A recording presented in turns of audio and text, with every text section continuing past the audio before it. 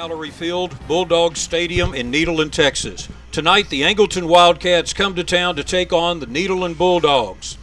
It's September 13th, Friday the 13th in Texas. It's the anniversary of Hurricanes Umberto and Ike.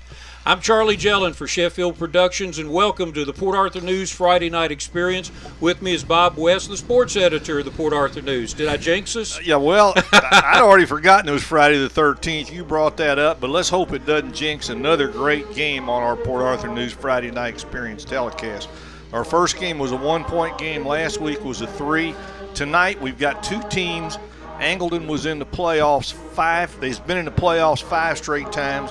Nederland's been in the playoffs 4 straight times. So we're looking at 2 really quality football teams. And they had a shootout last year in Angleton. It was the kind of game everybody liked to see. 39-31, a rainstorm, all kind of things happened. All sorts of stuff. I yeah. mean, that was a wild game because when that one started, weren't they both ranked in the state? I think they were, yeah, and high. You know, one was like 5 and the other one was 7 or something like that. And Angleton, of course, last year ended up winning the district. They were 5-1, a Division I regional semifinalist, ended up 10-3. And the Bulldogs, they had a pretty good run too, 7-0 in district, undefeated in this tough 24A district for 2 years in a row. That's pretty impressive. Not a lot of folks can say they've done that. Of course, Nederland went 4 games deep in the playoffs, had a big shocker in the 3rd round. This has been a quality program. For the folks around the state, the head coach has been here 20 years. Larry Newman been here 20 years. He took over a program that was really down, couldn't beat their neighborhood rival, Port Neches Groves. And what is it? You had to figure how many years Larry's been in the playoffs? 16 or 17? I believe it's 17 out of 20 years he has been in the playoffs, going so far as the semifinals back in 2001. And, of course, last year, going 4 deep, he's been very consistent. The only year he didn't make the playoffs recently was in 2007, where all sorts of strange things happened, as you mentioned. But when you look at his resume, a very good one.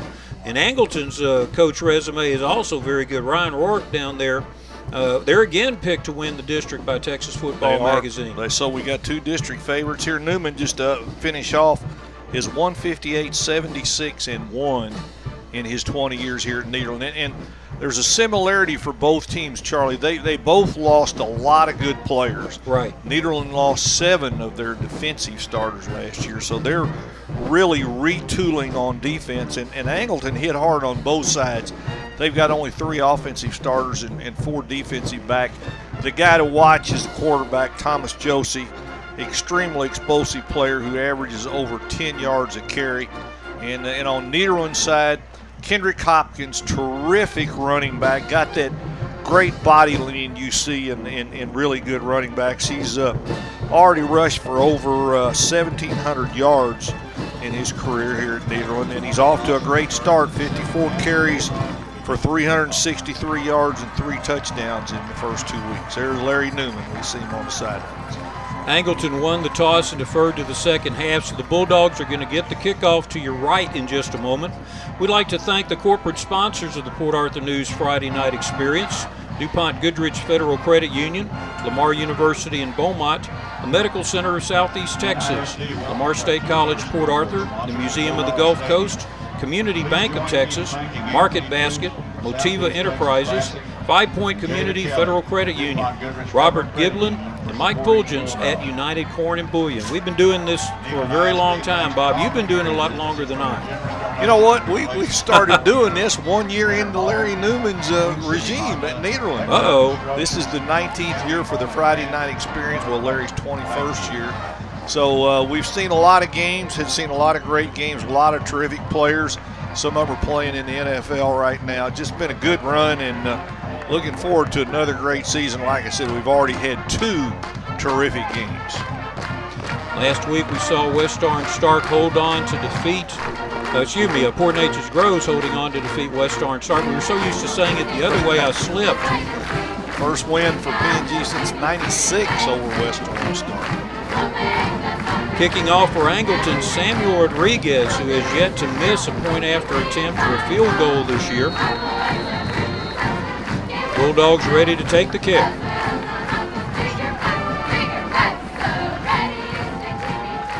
High kick down the center, taken at the 6-yard line.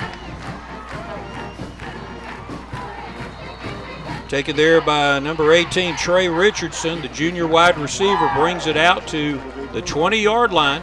And that's where the Bulldogs will put it into play, 1st and 10. Nederland's offense is led by quarterback Preston White, number 7. Running back Kendrick Hopkins, number 24. Fullback is Marcus Barton. Wide receiver, All-Stater Colton Kimler had 6 interceptions last year as a junior. Other wide receiver is Sage Say. Tight end is Brandon Dial. Offensive linemen Justin Carr, Jacob Brinkley, Cole Brown, Logan Albritton, and Chris Henry. And what we know they want to do, Charlie, is hand the ball to Kendrick Hopkins and grind out yardage. And they start off with a play action. White rolls over, throws deep, just out of the reach of Colton Kimler, number 9, and they were taking advantage of some coaching, scouting there, I guess. Well, one of the things you do when you have a great running back is you can make a living on play action. That's what they did, and then really it looked like Kimler may have been open. Holding is called against the offensive line. Referees are making that signal now, so that Angleton has the option. I would think they'd want to take this. Take the 10 yards, put him back at the 10, so it'll be 1st down and 10. Maybe we can see it on the replay. Could have been that tackle in the middle. You can see the ball just out of the hands of Colton Kimler. Sage Say brings the play in from the sideline, gives it to the senior quarterback, number 7, Preston White, who backed up a good one last year. Yeah, wasn't Carson Raines a 3-year starter? Really yes, had indeed. A terrific career here at Nederland. Pro formation, strong pro formation. There goes the toss to Hopkins. Puts his head down and gets 3 yards. That's about been his rushing average throughout the course of these first 2 games. Kendrick Hopkins, there's another flag on the play on the far side. And there's also an injured Bulldog down at the 17-yard line. That's one of the offensive linemen that's down. Looks like it's Austin Carr. Number 77, Justin Carr. Justin Carr. And the referees also have a flag that they're going to take a look at.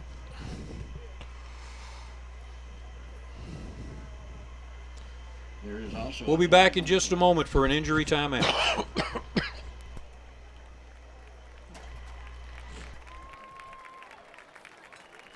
And when picking one, every detail counts, right down to the stitching on the seats. So why should picking a car loan be any different? Whether it's a low rate or a low payment you're looking for, at Do Good we customize loans to fit your needs. And we'll make sure your lending experience is everything you want it to be. Easy, convenient, and hassle-free. At Do Good, you'll love your car loan as much as you love your car. And that's just one more way they do good. Well, we had a defensive penalty on that offensive play, so it's a 1st down and 15, 2 offensive plays and 2 penalties. I formation now for the Bulldogs. Fullback in jet motion, and there goes Hopkins. Across the 20, gets to about to the 23-yard line, 8 yards on that gain. Yeah, Charlie, he's averaging 6.3 yards per carry, 54 carries, 343 yards, and 3 touchdowns. He is now over 2,000 yards for his career. A fine junior season. He was definitely the workhorse that took the Bulldogs deep into that playoff run. One of these 2 games last year where he was really shut down was Angleton. Now, part of that was he was hurt early in the game. Split formation now behind White. White drops back. Colton Kimler on the turn. Little bitty hook pass right over Kimler's head. Brings up 3rd down. A little high there. A little high and wide. On both. As Bob Euchre would say, just a bit outside. Kimler has been open, though, on both of the Yes, plays. It's just White was unable to get it to him. Talking about Hopkins last year, was 10 carries for 32 yards against Angleton, and again hurt in the first half of that game and wasn't able to come back. Kimler so far this year has 7 receptions for 144 yards in 2 games. Hopkins in the jet formation. It's quarterback draw. White is hit quickly by the defensive tackle and taken down at the 25-yard line. Yeah, really good technique played there by Angleton's defense. And see, I believe it was number 31 coming up with the tackle. That was Mark Barnaba, defensive end for Angleton. And the Angleton defense holds. It's a 4th down and 5 to go. Bulldogs in punt formation. Deep for Angleton, number 24, Jashawn Waddy. He's going to let it hit. It's going to take a needle and bounce down to about the 35-yard line, and that'll be 1st and 10 for Angleton. Ball is down at the 35-yard line. 0-0 your score. Flag on the play.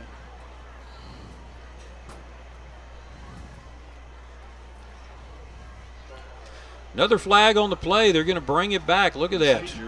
I did not see the flag. They must have picked it up quickly. Illegal procedure called against Nederland. The option lies with Angleton, and the coaches wave it off. They'd rather have the ball at the 35.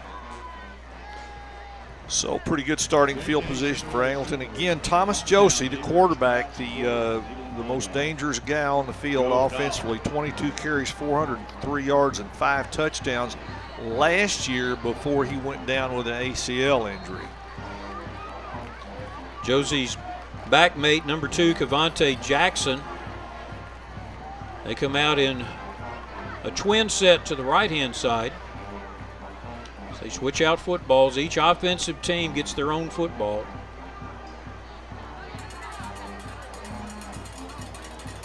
Referees have it set. Cornerback comes up a little tight there in the spread formation. 2 receivers to the right, 1 to the left. Josie on a keeper around the right end. Gets into the secondary. A good gain there. It looks like he just a little short of the 1st down as he gets out to the 44-yard line. So that's 9 yards on the first carry. Again, Josie, the guy they've got to shut down, got to make him get the ball out of his hands. 20 carries, 213 yards. He's averaging over 10 yards a carry this season. The referee's coming over to say something to the coaches.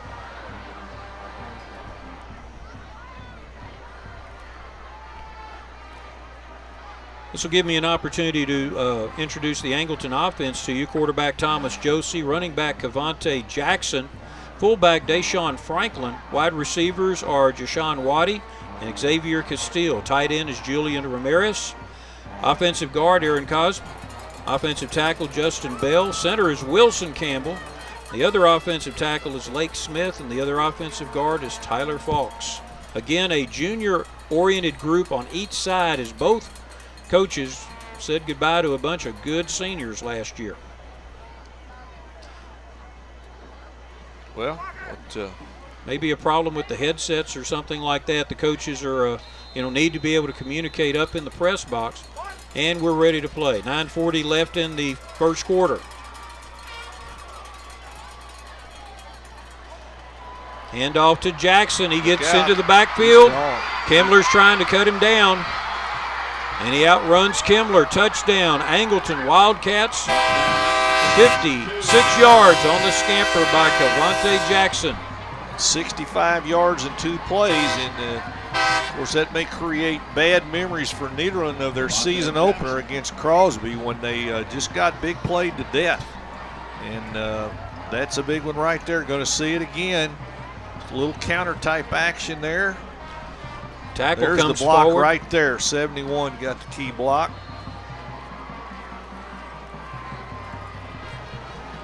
Now they go for the point after attempt, and again the Angleton kicker has not missed yet this year.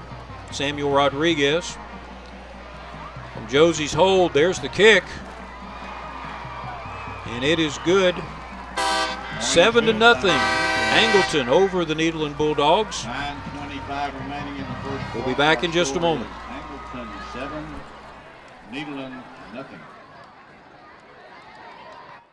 My fortune? I earned it the old-fashioned way, with long hours and hard work. And now, I'm debt-free. You're debt-free because 5 Point paid off our loan. Precisely, my dear. Go mow the yard. 5 Point is paying off 3 loans, plus you can get up to a 2% rate discount. 5 Point Credit Union. Money for loans right here at home. Your chariot awaits. Thank you. The Museum of the Gulf Coast, where our area collection of the Jurassic period meets Janis Joplin with 60-plus Music Hall of Fame musicians, head coach Jimmy Johnson, Bum and Wade Phillips with 60-plus sports legends, and more than 35 notable people. Discover the arrival of early man to our area and the Civil War in the Gulf Coast region. Learn the stories behind this and so much more. Open 7 days a week. Museum of the Gulf Coast, a museum like no other. Angleton ahead 7-0 on a quick strike. A fine kick into the end zone Out of the end zone. by Rodriguez. This will be a touchback coming out for Nederland, and the Bulldogs look a little bit shocked by that offensive outpouring by the Wildcats. Well, they know Angleton's that kind of team. In fact, I talked to Larry Newman before the game. I said, are these guys as explosive as Crosby?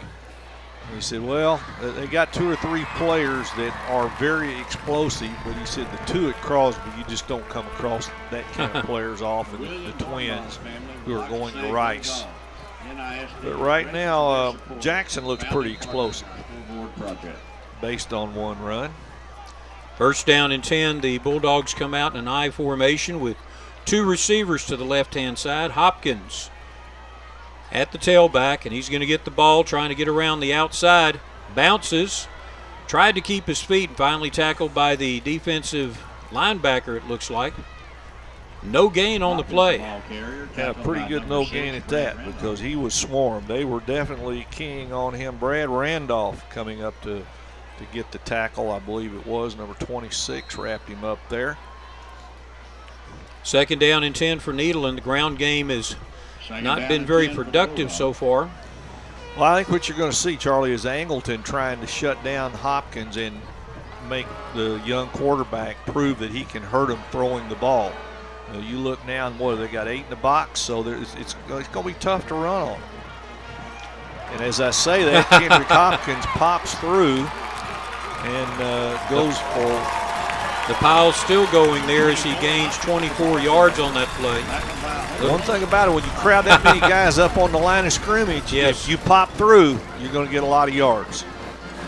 That's why it's amazing how many 4th and 1 plays become touchdowns on things like that. Hopkins pulling out of the grasp of one of the Wildcats. 1st and 10 for the Bulldogs at the 47. You know, you rarely see Hopkins knock back after contact. He's always going forward. He gets that extra yard or 2 or 3 or whatever's available.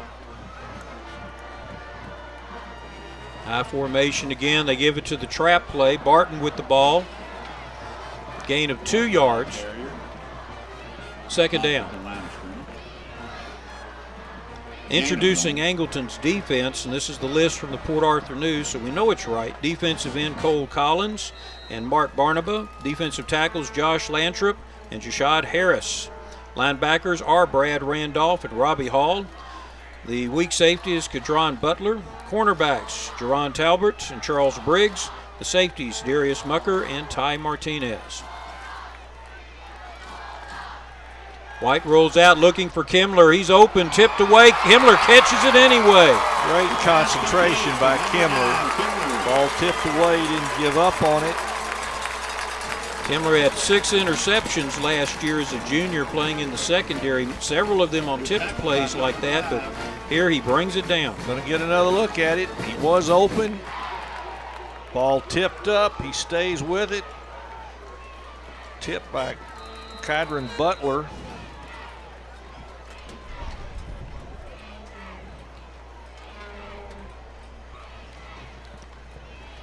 First down and 10 for the Bulldogs. Offset eye now. Barton moves just to the right-hand side there. It's like a double tight end formation. And off to Hopkins. He bounces off of one of his offensive linemen and gains 2 yards. Second down. So a good answering drive here for Nederland. A big run from Hopkins. Big pass completion on the deflected ball. Bulldogs looking 2nd and 8. Had bounced back there when the offensive lineman Logan Albritton was trying to maneuver his guy out of the way. But like you say, that forward lean that Hopkins has, coaches hope he gets a good look at one of the junior colleges in the area. He's a fine young man. Going to the spread now. And timeout is called. Oh, delay of game. They didn't get the timeout called quick enough. The back judge said delay of game. Let's see if anybody else saw a timeout being called. Well, you hate to burn a penalty here if you're going to get a delay of game on top of it. Now the side judge is saying a timeout was called, so Nederland's going to burn one of their timeouts with 2nd down and 8. Christmas Hospital. NISD is grateful for their support as a founding partner in our scoreboard project. The Friday night experience can be viewed anytime on the KFDM Channel 6 website at kfdm.com. Just click on the Sports tab and then Friday night experience page presented by JK Chevrolet at the airport and Fultz Chiropractic, Jared's Paint and Body, Larry's French Market, Ritter Lumber, Sports Connection, and the Texas Coastal Community Credit Union. All of these fine sponsors are supporting high school football in Southeast Texas. You can still see our first 2 games on KFDM. I caught myself in a bunch of grammatical errors. The English teachers are having fun with me, Bob. I bet they are, Charlie. You got to be on your toes now. There's always somebody out there ready to pounce. I know that from the stuff I've been called on. It's a deep double move to Kimmler. Touchdown, Bulldogs. Got away from it. They're ruling he had possession when he went to the ground. If this was the NFL, I guarantee you there'd be a flag out there wanting a replay. And we probably have one, so we can make a call on it here pretty quick. Nice throw from Preston White. Very right on the money. Double move by Kimmler there, a stop and go. Just watch the close-up right there in his hands. He's got it. Referee's right there on it, calls the touchdown. Tanner Noel for the point after.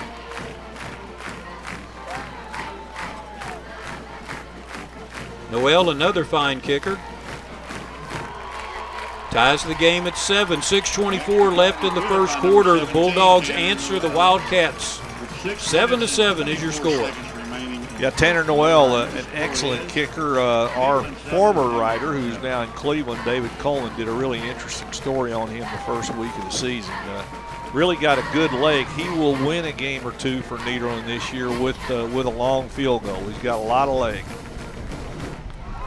Last week, Noel had 3 field goals against Goose Creek Memorial. That game, Nederland won by a score 23-7, so those 9 points were very critical. Well, it's a great weapon in high school to have a guy that can, and I think he's probably can get pretty near 50 yards depending on the wind. Now we'll see the Wildcats line up to return a kick. Going deep for them is Cavante Jackson and Kadron Butler. Number 2 and number 10, they're squared up back there just on the hash marks. Charlie, I want to say at the Port Arthur News, we're so pleased to have the Time Warner Sports Channel involved in our games this year. Talked to a guy this past week that saw the PNG West Orange game in El Paso. Oh, okay. Just kind of stumbled across it. So I'm sure that's happening all over the state. And what a great thing for fans of teams that have moved away and get a chance to pick up those telecasts. They're replayed 2 or 3 times a week. Noel's kick taken at the 24-yard line. Tackled at the 31. Kick is returned by number 1, Kelton Walker. First down and 10 for the Wildcats. Nederland's defense was one of the main reasons why they went so far in the playoffs last year. The defense this year, defensive ends are Nathan Tran and Connor Hughes. Defensive tackles, Deshaun Washington and Caleb Malvo. Linebackers, Christian Contreras and Leon Mayfield. Cornerbacks, Austin Krauts and Trey Richardson. 3 safeties, Colton Kimmler, Sage Say, and Travis Gallier. Pitch to Jackson, and he's hit almost immediately by Leon Mayfield. Ball carrier Jackson stopped in the back backfield by Leon Mayfield. A little bit of a loss takes him back to the 30. We'll call it 2nd down and 11. Charlie, I'm a little intrigued. Of course, the best defensive player in Nederland, maybe in all of Southeast Texas, probably all of Southeast Texas, is Deshaun Washington. You see him wearing number 6, which is an unusual number for a defensive lineman. The 2 defensive tackles are 5 and 6. And we have a little bit of an offside there as Leon Mayfield mistimed the snap a little bit. Leon upset with himself. He's kind of offset that good play he made and turns it around from 2nd and 11 to 2nd and 6. I wonder if Deshaun Washington will be in College Station tomorrow, Charlie. Is there something going on in I heard there's a game, that Bryan area? Yeah, there's a game down there tomorrow afternoon. And being an Aggie commitment, I would think he would probably want to be there. Cross action. As a man wide open in the hands, that'll be a touchdown all the way from Josie to number 24, Jashawn Waddy. Too easy for Angleton. Great throw by Josie, a left-hander. So what is how many plays from scrimmage? That's what, their 4th play from scrimmage. Play. 2 of them have been long touchdowns. No pressure on the quarterback as Josie was able to execute the fakes and then stand back there, and he was just looking for Waddy to break free from the safeties. 13-7 with 5:18 left in the first quarter.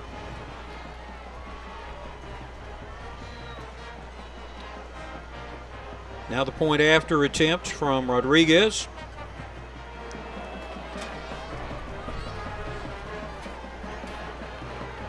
Very good kick. 14-7 is the score. Angleton over Nederland. 5:18 remaining in the first. So here we're going to see it again. Nederland 7. And this is just, it rolls left, and Nederland's defensive backs, I don't know if they got caught looking in the backfield or what, but they're not even in the picture. One by air, one by land. And you know, this is, again, I mentioned early on, you know, they had a nightmare over at Crosby in the season opener, wound up, I believe they gave up 51 points and just a ton of yards. And they gave up 56, got beat 56 to 35. A lot better last week against Goose Creek Memorial, but of course the level of competition dropped way off. And now another team with some explosive players giving the Bulldogs a lot of trouble. Waddy, the wide receiver who caught that pass, is a sophomore, 5'9", 152 pounds. So he'll be playing against Nederland for the next couple of years.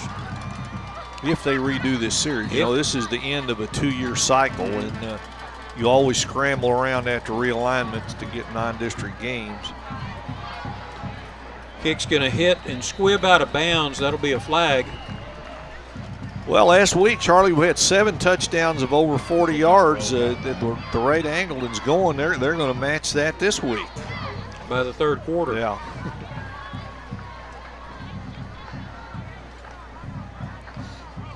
Nederland, though, as they well know in the past, all these preseason things, games do not really matter until you get into district. They've had, in their various runs, their 17 years in the playoffs, they've never gone undefeated through preseason.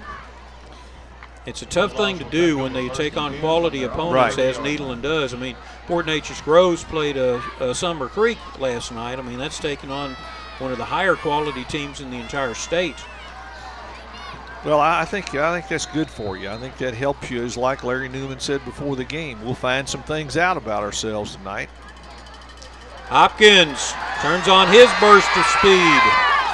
Gets the first down. One guy there, and he got him, but Hopkins pops loose for a nice gain. And reckon we're in for another shootout here, Charlie? 21 yards off of right tackle. Just a nice little load there. Good block by fullback Marcus Barton. One cut, and he was on his way. Saving touchdown there by Ty Martinez for the Angleton Wildcats. In Wildcat territory at the 49-yard line. Bulldogs in an I formation. Clock's inside 5 minutes. Hopkins over left tackle, just keeps those legs moving. Almost gets the first down, falling. Keeps going forward. Would he understand the Timex commercial? Takes a licking and keeps on ticking. Keeps on ticking. He would be a good candidate to do one of those. Takes a lick and keeps on running. Look at that lean there. He got turned around and just kept moving. And it's got to be awfully tempting. You know, you got other plays in your playbook, but you got a back that's getting you 8, 10, 12 a pop. It's hard not to keep going to him. As we're going to another timeout here. I believe timeout is called by the Wildcats this time with 4:45 left in the first quarter.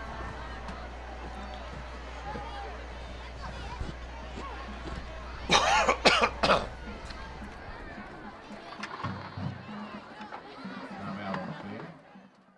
you have with the professors there. They're always willing to help with anything that you need. Living in Cardinal Village, I've made great friends.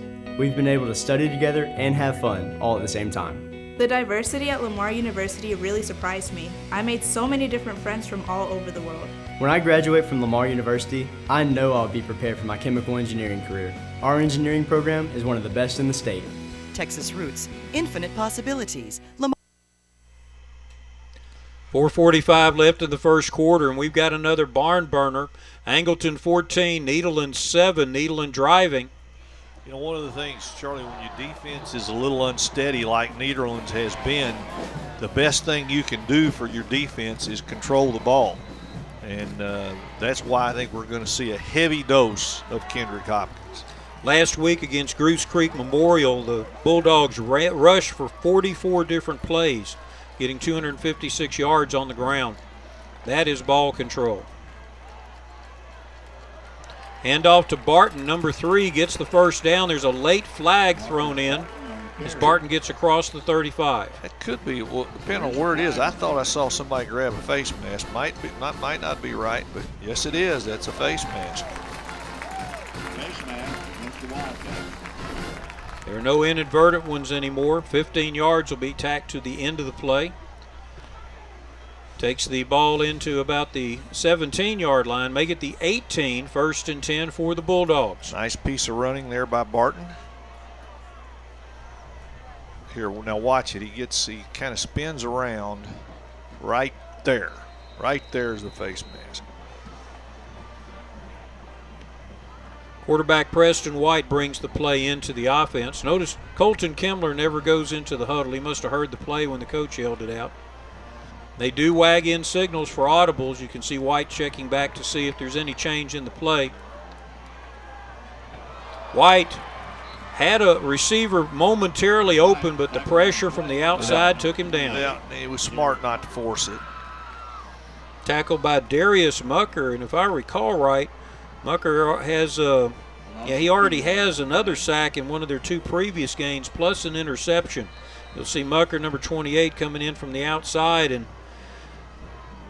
would have been hard to throw that ball and take that hit, get that ball there accurately. Sometimes you just have to eat the ball.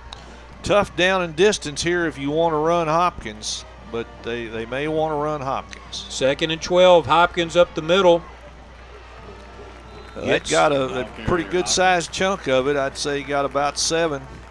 Like I said, it's hard when you got 24 back there. It's hard to do anything else. And you got an offensive line coming off the ball the way Nederland's is right then.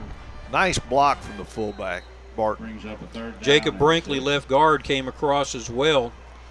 So it's 3rd down and looks like 6 yards to go with the ball spotted at the 13-yard line.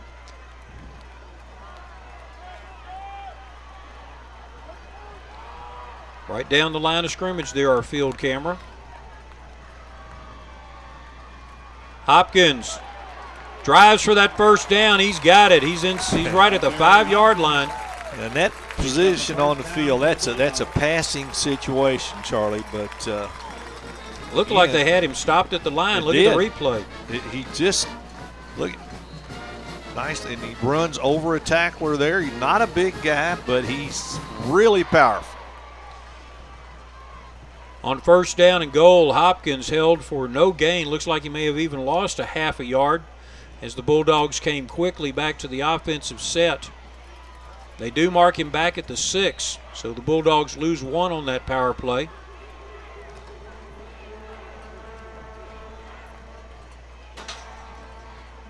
White back into the huddle. We're right at 2 minutes in the first quarter.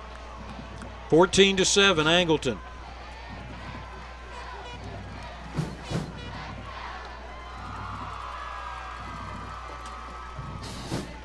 White fakes the handoff to Hopkins, has a man open in the end zone and just can't quite get it to him. Overthrows number 10, Sage Say, in the back corner. Play fake, and I believe it was there a little earlier. Let's see if we get another look at that. There may be a guy open just across the goal line, too. Right here, number 3, the fullback. The fullback. Barton was open, and Sage Say as well. 3rd down and goal. Good call to play fake to Hopkins there, because they are all concerned about stopping Hopkins right now. I'm surprised that play didn't work. Bulldogs are looking over to the sideline for their offensive audible. White goes up, makes the call. They've got an I-right formation. It's an alley-oop. Colton Kimmler almost gets it. There's a flag on the play. It'll be pass interference. The Bulldogs are going to get a 1st down. Trying that deep corner. Kimmler unable to catch it, and there's the call from the referee right on it.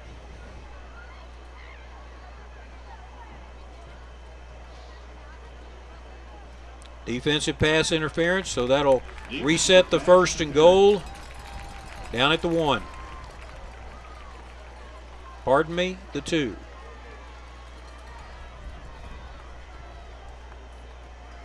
White again brings in the play.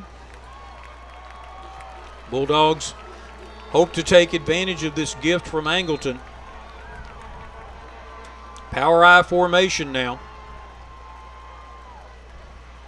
Hopkins dives, touchdown. Hopkins in for the touchdown. 14-13 on the 2-yard carry. You notice big old Caleb Malvo, all 260 pounds of him, lined up in the backfield as a lead blocker, and he did block. He really, watch him now, right over here at the right of your screen. Big number 5. They ran around him, didn't they? And by the time you run around him, they're not there anymore. Tanner Noel, number 17, to attempt the point after to tie it at 14. It might come down to the kickers tonight. 14-14 your score, 1:42 left in the first quarter. This is a Time Warner Cable Sports Channel, Port Arthur News, Friday Night Experience. Might come down to who has the ball last. But that was just what the doctor ordered for Nederland. They're on their heels from 2 big plays from Angleton. Angleton has only run 4 plays this quarter, and they've scored 2 touchdowns. I'm going to say it again. Watch Malvo clear it out. Hopkins goes inside of him, scores easily, 14-14. But that drive took over 5 minutes, or right at 5 minutes off the clock, and that's 5 minutes that Angleton can't make a big play. Helped by a couple of penalties against the Wildcat defense. Especially the 3rd and goal pass interference call. That was going to have to be a field goal. Now it's a touchdown. And it's 14-14. Deep for Angleton again. Number 2, Jackson. Number 10, Butler. Jackson has his touchdown on a long run on the first possession. And a pass from Josie Dewadi on the second possession. Only 4 offensive plays to score 14 points. Gained about, 140 yards? I believe so on 4 plays. Average per play. The Cowboys would love to have that average. Who would? Another pooch kick, high in the air. Caught at the 25-yard line by Kelton Walker, number 1. He gets out to the 30. 1st down and 10 for Angleton. Kickoff return by Salcedo.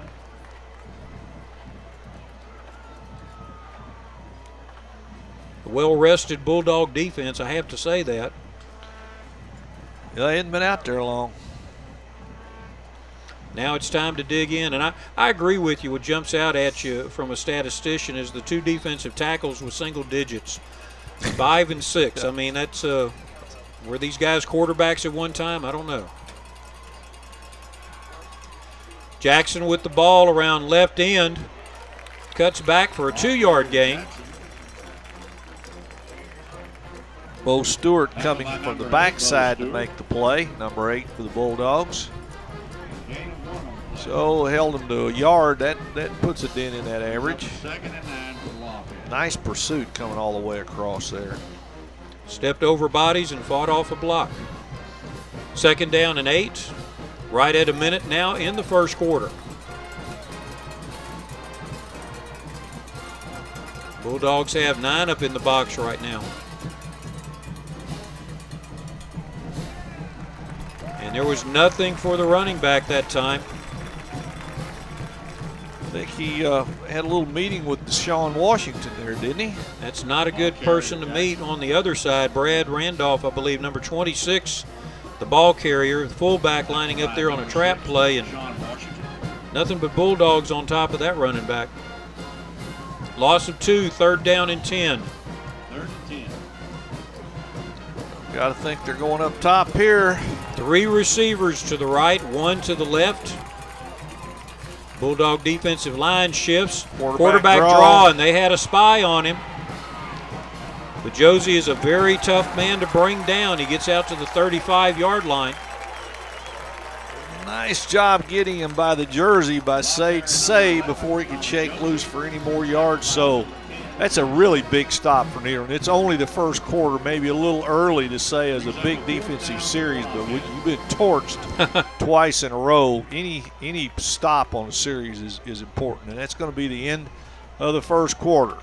14-14 your score. And that's the end of the first quarter. Our score, the Nederland Bulldogs 14. At the Medical Center of Southeast Texas, our commitment to providing high-quality medical care includes offering the most modern technology available.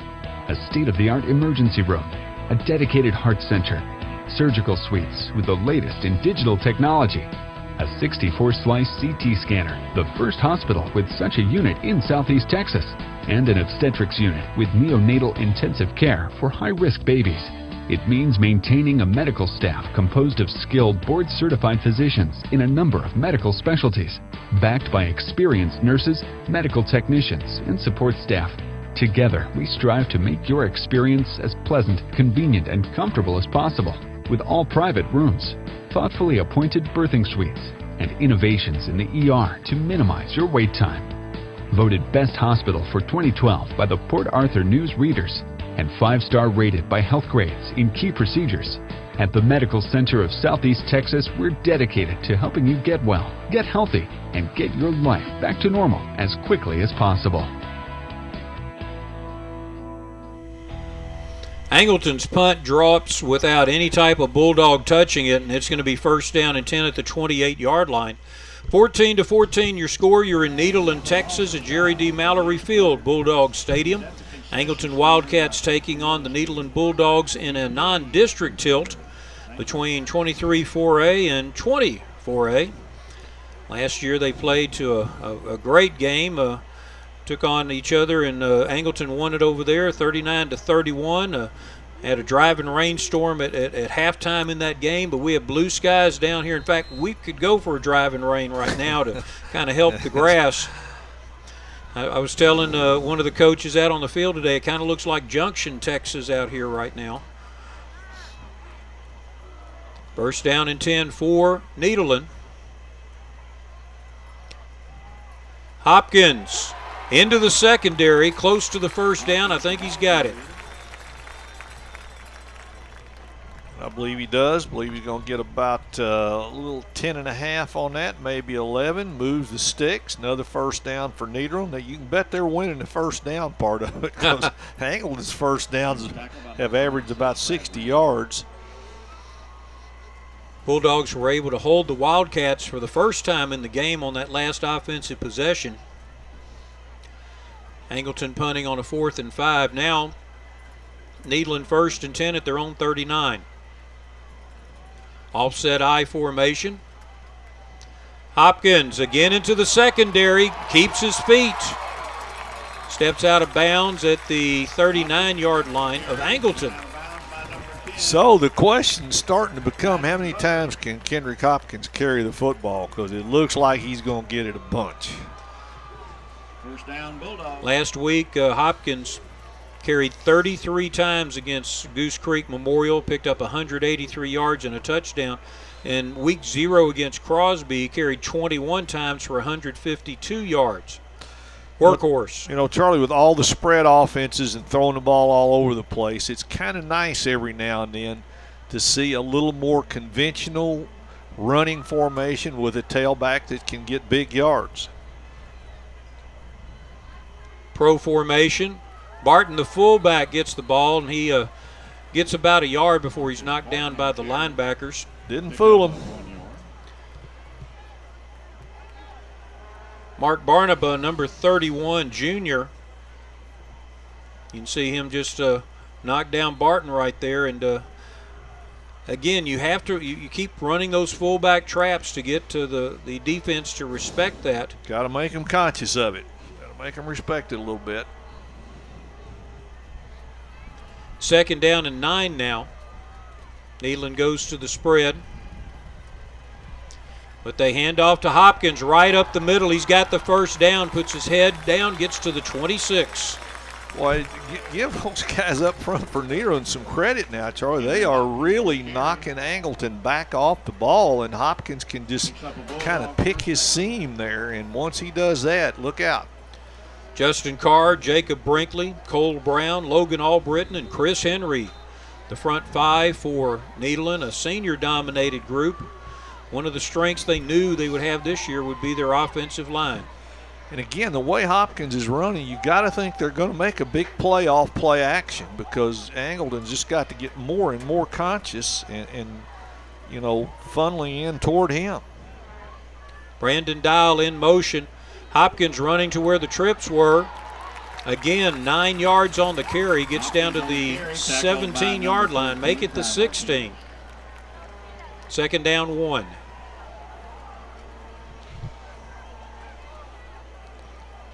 Interesting formation that time. Dial came back in from a trip set. And everybody just goes down, just kind of rooster fights, and lets Hopkins find the hole he wants to run through. Bulldogs trying to take the lead for the first time in this game. Strong pro formation. Barton with the ball.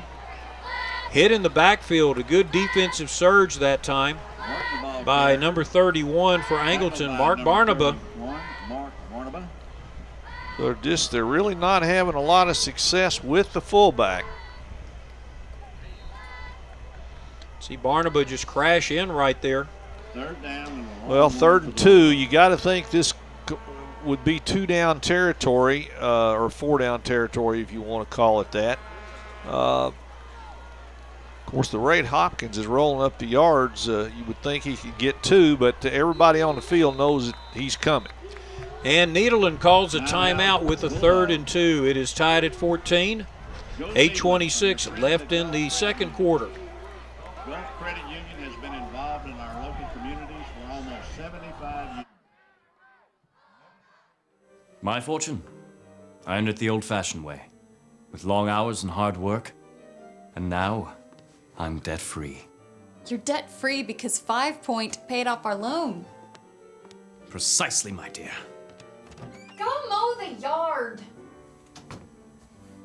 5 Point is paying off 3 loans, plus you can get up to a 2% rate discount. 5 Point Credit Union. Money for loans right here at home. Your chariot awaits. Thank you. We're back after a Nederland timeout. 14-14 your score. 8:26 left in the first half. Nederland is driving, though. They've got a 3rd down and 2 at the Angleton 17-yard line. Charlie, that's Hopkins now has 15 carries for 131 yards, and we're early in the second quarter. That's amazing. Of course, when you look at what Angleton did on their first 4 offensive plays, you knew the defenses were going to be in for a real treat tonight. Hopkins over the right side. They bounced him to the outside. He's still going. Finally body blocked down by Jarrett Tolbert. First down for the Bulldogs. It'll be 1st and goal from the Angleton 8. So that's 10 more yards. That's 100. Now, look, it looks like they got him here close to the line of scrimmage, right? Well, no, he slipped outside. They knew he was coming and couldn't do anything about it. Well, watch this ground field Great camera. shot. They keep bouncing him outside. And finally, that last guy just had to take his legs out from under him. And here we're back to the power I formation with Malbrough in at the wing back. Hopkins follows Malbrough untouched into the end zone. Touchdown. 17 for 149 now. I would say the Nederland school record, and I don't have it handy, I'd say it might be in jeopardy. We have an injured player, a Wildcat down at the 8-yard line. The medical staff is coming out to check on him. And you wonder, and watching the replay, just how it could be that seeming. Of course, Nederland's knocking people down at the line of scrimmage. Bob, in a few moments, we're going to bring up the IBEW Local 479 trivia question. Now, last week, we made it too easy for you. We made it too easy. So we actually had one now from the Angleton Wildcats, as looked up by our ace researcher, Tori Manning, looked up the IBEW 479 trivia question. And can we go ahead and bring it up here, Truck? There we go. All right. Which Angleton native has 3 Super Bowl rings? Now, this is something you got to think back on. I mean, some of those names are familiar, some of them are not. Some aren't. I mean, but this athlete came out of Angleton and actually has 3 Super Bowl rings. So I'm going to let you think about it and let the fans think about it for a moment. Well, I've got my pick because there's only one guy on that screen that I can see that was part of 3 Super Bowl champions that I'm aware of now. A couple of those names, I just, and it may be one of them.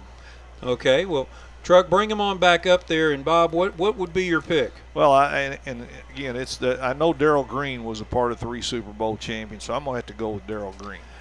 Close but no cigar. I was afraid of that. Emmett Thomas, who played for Kansas City. But who else? Because Kansas City didn't win 3 Super Bowls. He coached Darrell Green for 2 seasons. Oh, y'all, man. Y'all, that's sneaky. Okay. Yeah. He coached Darrell Green for 2 seasons. He's actually the defensive back coach for the Kansas City Chiefs right now. I'll be darned. So he's going to be trying to set up a defense for Tony Romo on this Sunday. And this kid's been down a while. This is for Angleton, number 98. That's Jashad Harris, a defensive tackle. This was one of the guys that Texas football had marked as a person to watch. We hope that is not a serious injury. This fine young man is a senior, one of the integral parts of the Angleton defense last year.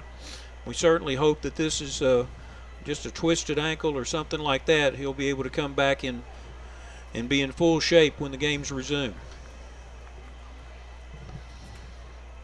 Good defensive tackles are hard to find, and Jashad Harris is one of the better ones. And Angleton's defense can ill afford to lose one of their better players because even with him out there, they're having a hard time getting Kendrick Hopkins wrapped up. By the way, this is the 100th anniversary celebration of local IBEW 479, the International Brotherhood of Electrical Workers. As Tanner Noel makes it good, there's a flag on the play thrown late.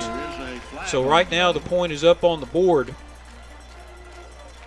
IBEW Local 479 was chartered back in 1913 in Beaumont, Texas. And the lives of these union members and their families are entwined in the very history of Southeast Texas. Many buildings and institutions and places of interest bear the mark of IBEW Local 479. You can't play a game like this without the electricians because, I tell you, you can't imagine the modern world without electricity. So our thanks to the IBEW Local 479 for their support of this broadcast and also for bringing electricity to Southeast Texas back in the day. And looks like the attempt is going to be made again. Penalty is holding against the offense on that kick, so they'll mark off the yardage. Point after attempt will now be from the 13-yard line. Still within Noel's distance.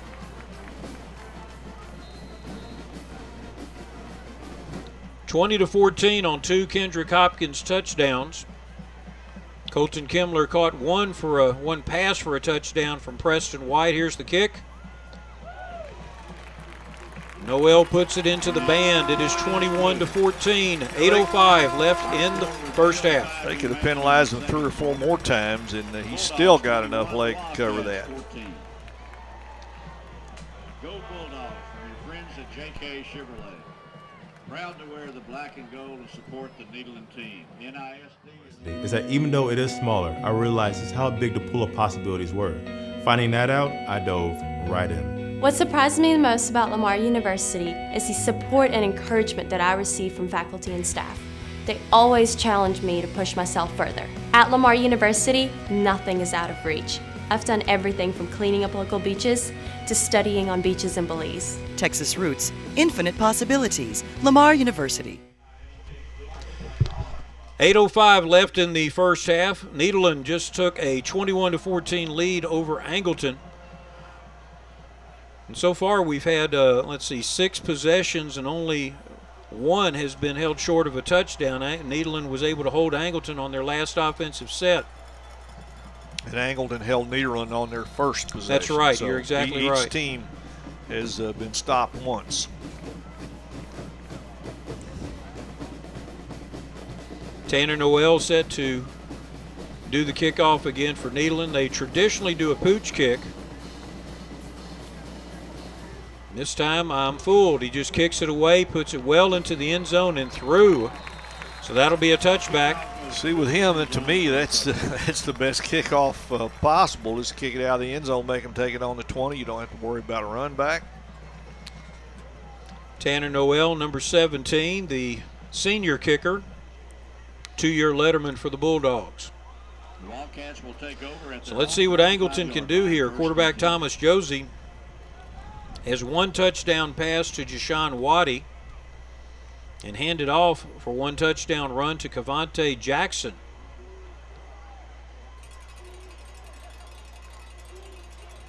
Josie moves Jackson to the other side of the formation. Now he goes in motion. Drops back, hits the quick out, and Jackson's got the ball. About a 6-yard gain, taken out of bounds by Osmar Mendoza, senior D-back for the Bulldogs.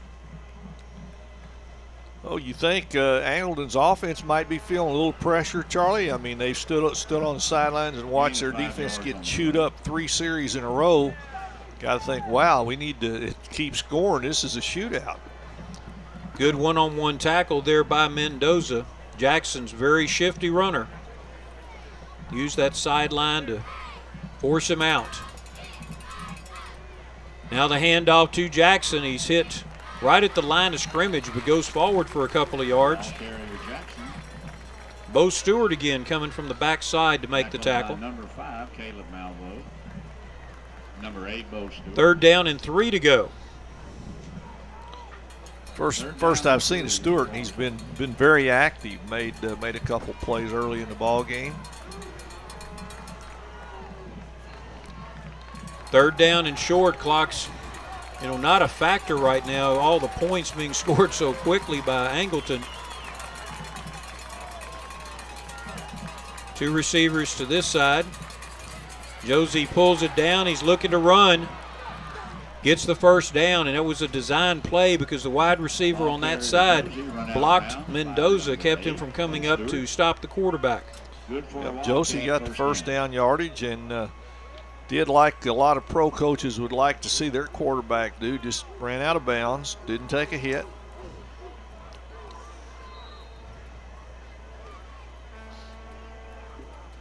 First down at the 36-yard line.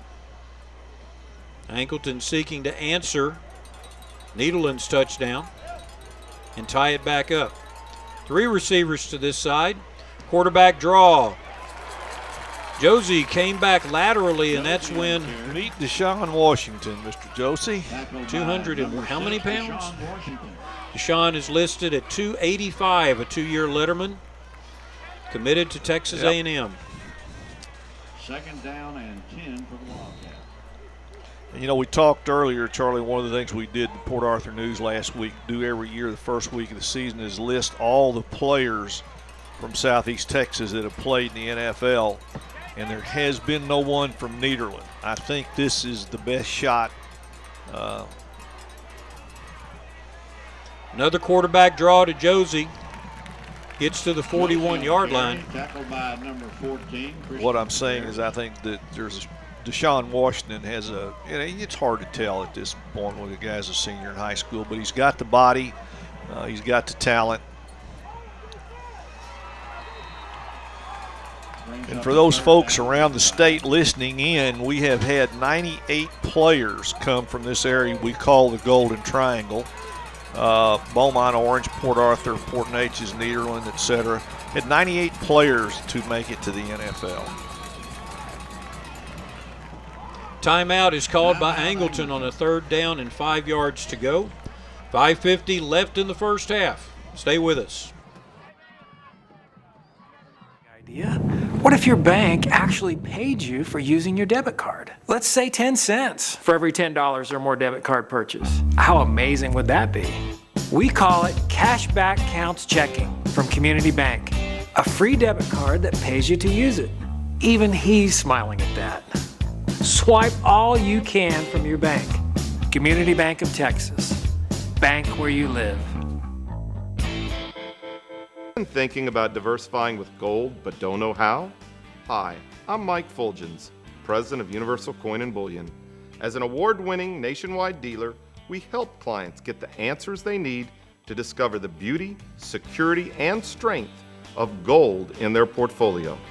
Call us today at 866-UCB-GUIDE to receive our award-winning Gold Guide free. That's 866-822-4843. Coming back after the timeout, the Angleton Wildcats face a 3rd and 5 from their own 42-yard line. And let me correct that last sentence about I'll get to that after this play. 2 receivers to the left. Jackson the tailback. And timeout is called by Nederland. They realized that was a formation that they were not prepared for. So you were saying? I had said 98 players have come out of the Golden Triangle. Actually, it's 92 players, 4 coaches, and 2 trainers. That's how we get to 98. I'm counting on being around when we reach 100. And that dates back now, of course, to the 1960s. But still, and I think we counted there's 22 high schools in that group. And amazingly, as you and I talked early on, one of the schools, despite all the good football players that have come out of Nederland, good college football players, there's never been one play in the NFL. And this, that's I remember back in the 60s when Beaumont, Texas was proclaimed the pro football capital of the world. Jerry Levice did that on Johnny Carson's show one night. I got the attention of the NFL film crew. And they came to Beaumont and did a special. Same formation to the other side, so let's see what Angleton's got planned here. 3rd down and 5. Josie's under pressure. He's going to be sacked. Taken down for almost a 10-yard loss. And Josie is fortunate, and I mean fortunate, that he didn't lose the football. Sage Say, who's listed in Texas football as athlete. He is an athlete. He's just a football player is what Sage Say is. There he comes. Actually, there were 2 of them. Say made the hit. If he hadn't, Travis Gallier was going to. Gallier has the 1 interception that Nederland has so far this year. So Angleton again goes into punt formation. It's a short punt. It's going to hit at the 40 and go out of bounds. Ball rolls out of bounds.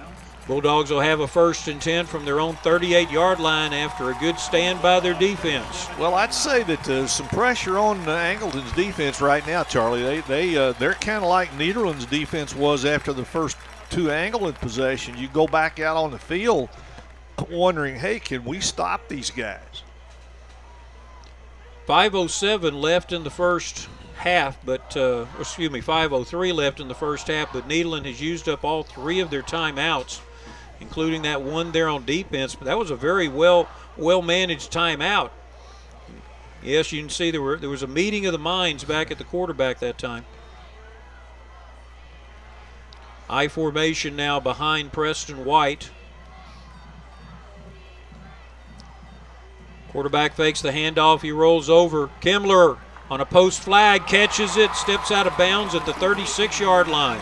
And there's a little play action there, Charlie. They've got to respect. They have so much respect right now for Hopkins that everybody's eyes are on him. Marcus Barton also ran a route out here in the flat, but I tell you, Kimmler had a double move there. Watch, here's the play fake right there.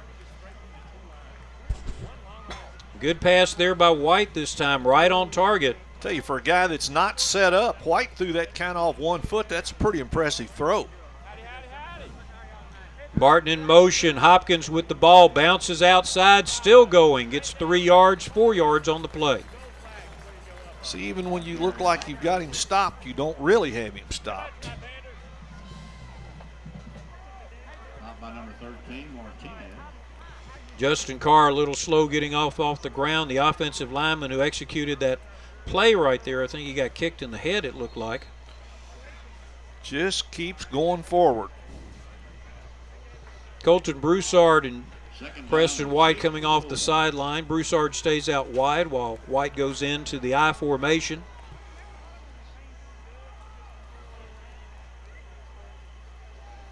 Another handoff to Hopkins. Gets the first down inside the 25. He just keeps coming. So he's gone beyond Timex. He's gone to the Energizer Bunny now. Let's see, how much did he get this time? About 7? Kind of upended there. Took a head first flip to get over the 25-yard line. 1st and 10. I think what Nederland would like to do would be take most of the final 4 minutes off of this clock and punch in a score late. Keep it away from Angleton as much as they can. Pro formation. White drops back. He's under pressure. White throws. Tippy-toe catch out there by number 15, Colton Broussard. Steps out at the 16-yard line. And again, nice throw on the run by Preston White. He was being chased. He's coming out, throws it on the run and on target. In the earlier possessions of Nederland, he had receivers that were open. He just was overthrowing them. There's a good ground field camera of the baseball pitcher letting the ball go. Might have been a little bit nervous this first home start for him as a varsity quarterback, but he's settled in. High Twins formation now. Hopkins hit hard by the linebackers in the second tier. Gets the first down, though, down to the 13-yard line. Ball carrier Hopkins, stopped by number 26. You can see the offensive line makes a big hole, and then 2 linebackers hit Hopkins high-low.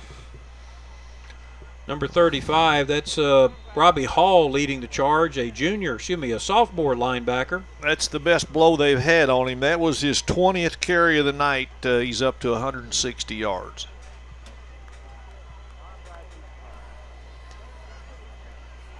Again, a pro formation. White checking over to see if there's an audible. There's that alley-oop pass trucking for Kimmler. Excuse me, not Kimmler. That was going to Sage Say in the back corner, number 10. Good defense over there by Kelton Walker of Angleton. Yeah, that was just kind of a jump ball deal there.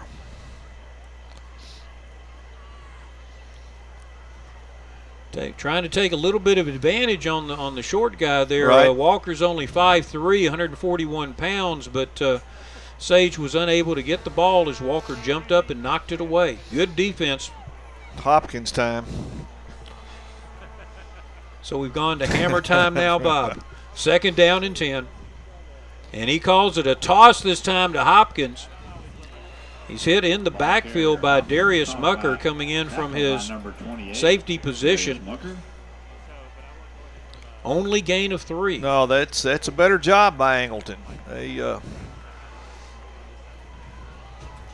Mucker was able to get off the block quickly at the point of attack, slide in and hit Hopkins. It's 3rd down, 7 to go from the 10-yard line.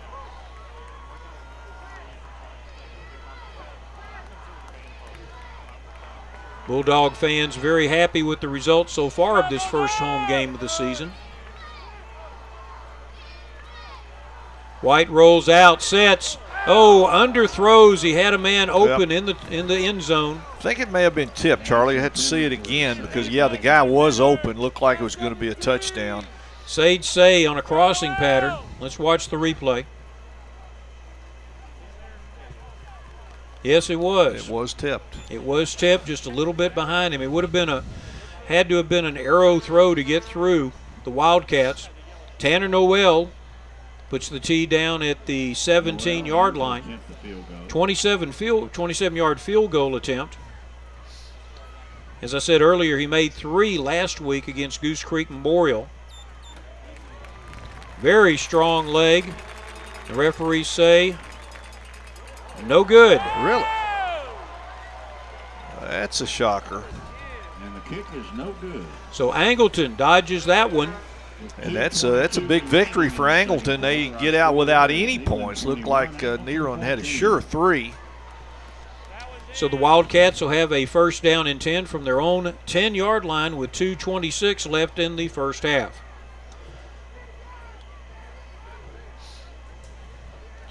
I think Larry Newman looks like he's questioning that, like he's saying, "Well, I've never seen him miss one."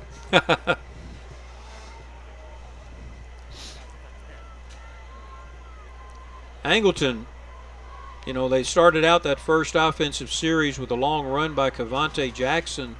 Bulldogs have been able to shut down Jackson since that time. They're only 1 score down. I mean, this would be a good time to use their 2 timeouts and go down and put some points up.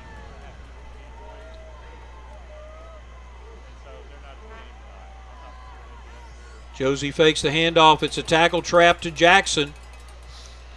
Gain of 9 yards. Make it 8 yards. 2nd down. Well, Nederland's just got to keep everything in front. The defense got to keep everything in front of them right now. Angleton a long way from the end zone and not a lot of time to get there. Got to deny them the big play. 2nd down and 2 for the Wildcats.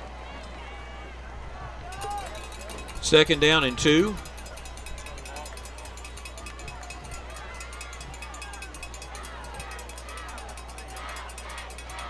Trying to figure out who's going to get the ball this time, and Angleton goes ahead and calls timeout as the play clock was down to about 4 seconds. And I don't think that's the way they wanted to use it because they had already about run out the play clock.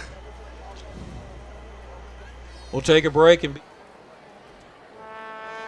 Medical Center of Southeast Texas, our commitment to providing high-quality medical care includes offering the most modern technology available.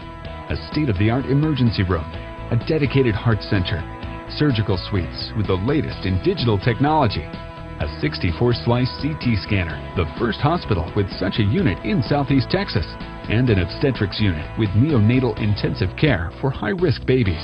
It means maintaining a medical staff composed of skilled board-certified physicians in a number of medical specialties, backed by experienced nurses, medical technicians, and support staff.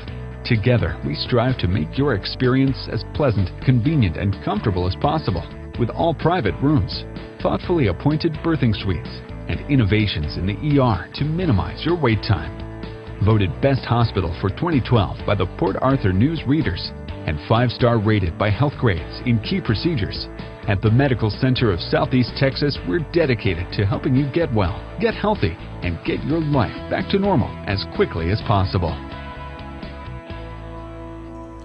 3rd down and short, Angleton gets a long run from Deshaun Franklin. Let's see the replay. Franklin breaks free, gets past several Bulldogs, getting the 1st down. Gets to the 46-yard line, and now Cavante Jackson cuts back, gets to the 49. It'll be second down and 7, but the clock's becoming an element now. Yeah, they've almost got to put it up. They're hoping to break another big play in the running game. Didn't do it, so they're going to, by the time they snap it, it's going to be right at a minute. Angleton still has one timeout on the board. Here comes Josie, fakes it again, trying to get outside, and nice tackle over there by number 18, Trey Richardson, upended the quarterback as he went out of bounds. I don't think I think they say he landed inbounds. The clock continues to run. Let's see, we're going to get another good look at it here before they get up and snap the ball real quick.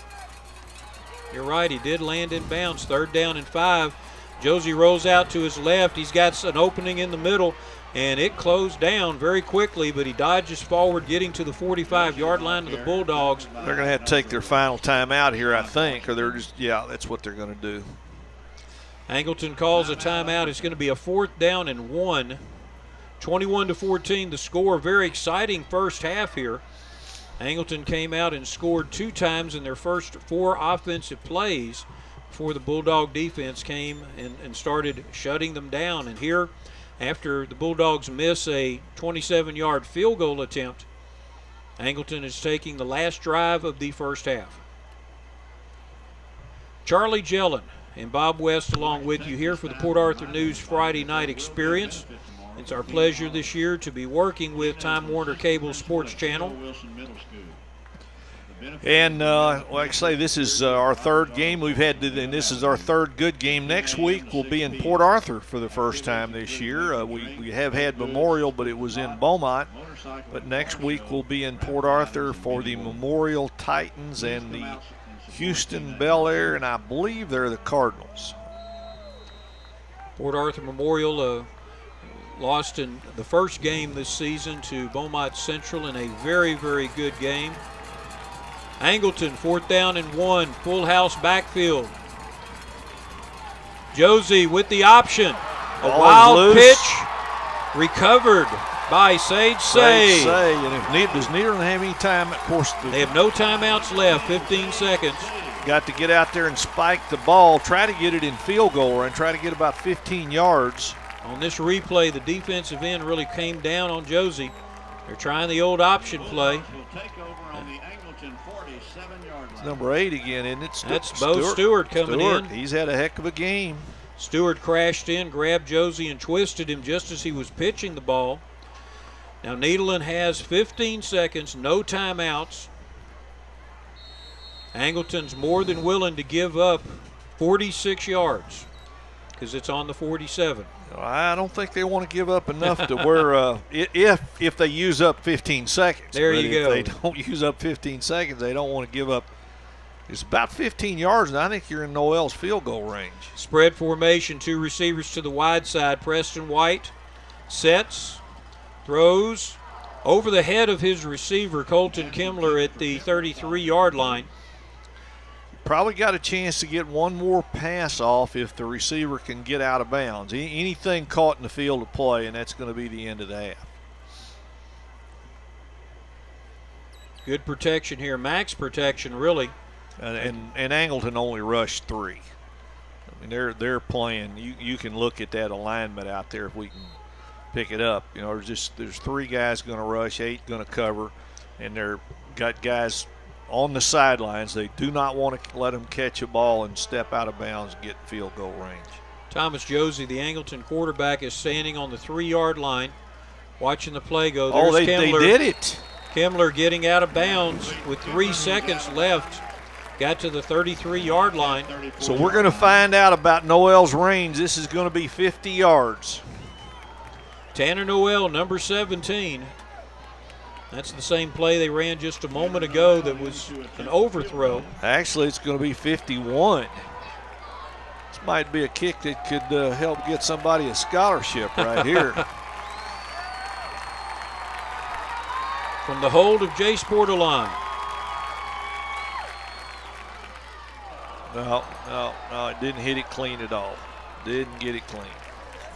He's got the leg to do that, but he didn't get that one clean. And so the first half ends with the score 21-14. The Port Arthur News Friday Night Experience will continue after these messages.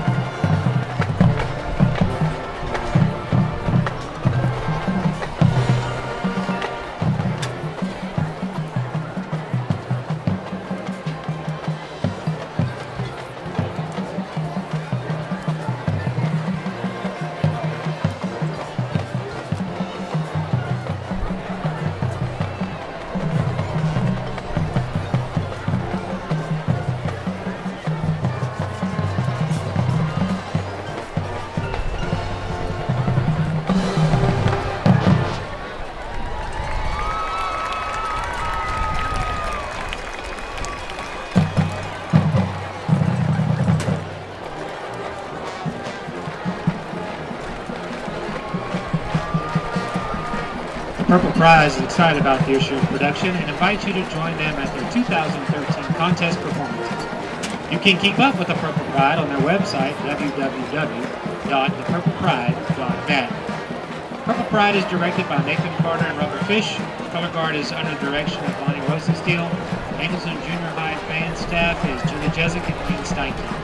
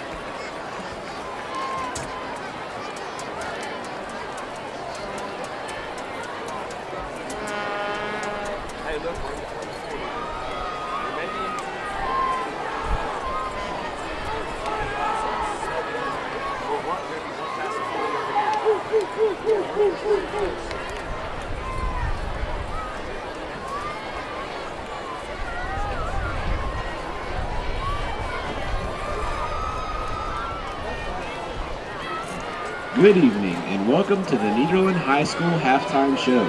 The show will begin with the national champion Nederland High School Westernaires. The Westernaires will be entering the field with the traditional Grandioso.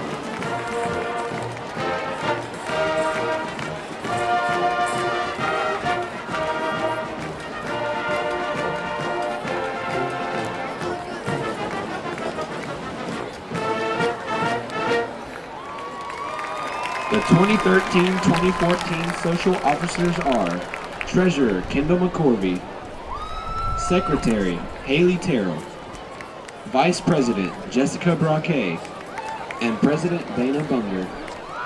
The 2013-2014 officers from left to right are Lieutenant Kayla Montero, First Lieutenant Shayna Reinhardt, Captain Kristen Harvey, Lieutenant Hannah Ross, and Lieutenant Kimberly Swear.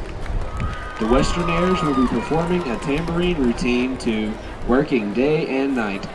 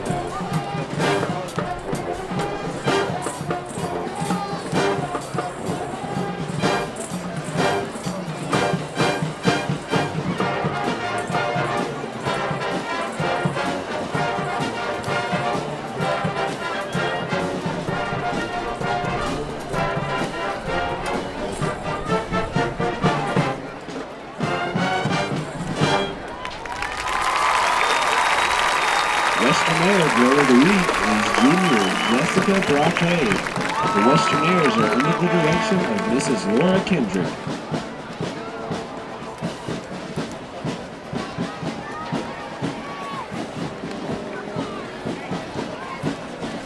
The Nederland Band continues the 2013 marching season with a performance of the Golden Nets twirl team and the Golden Silks flag line to the hit, I Love Rock and Roll.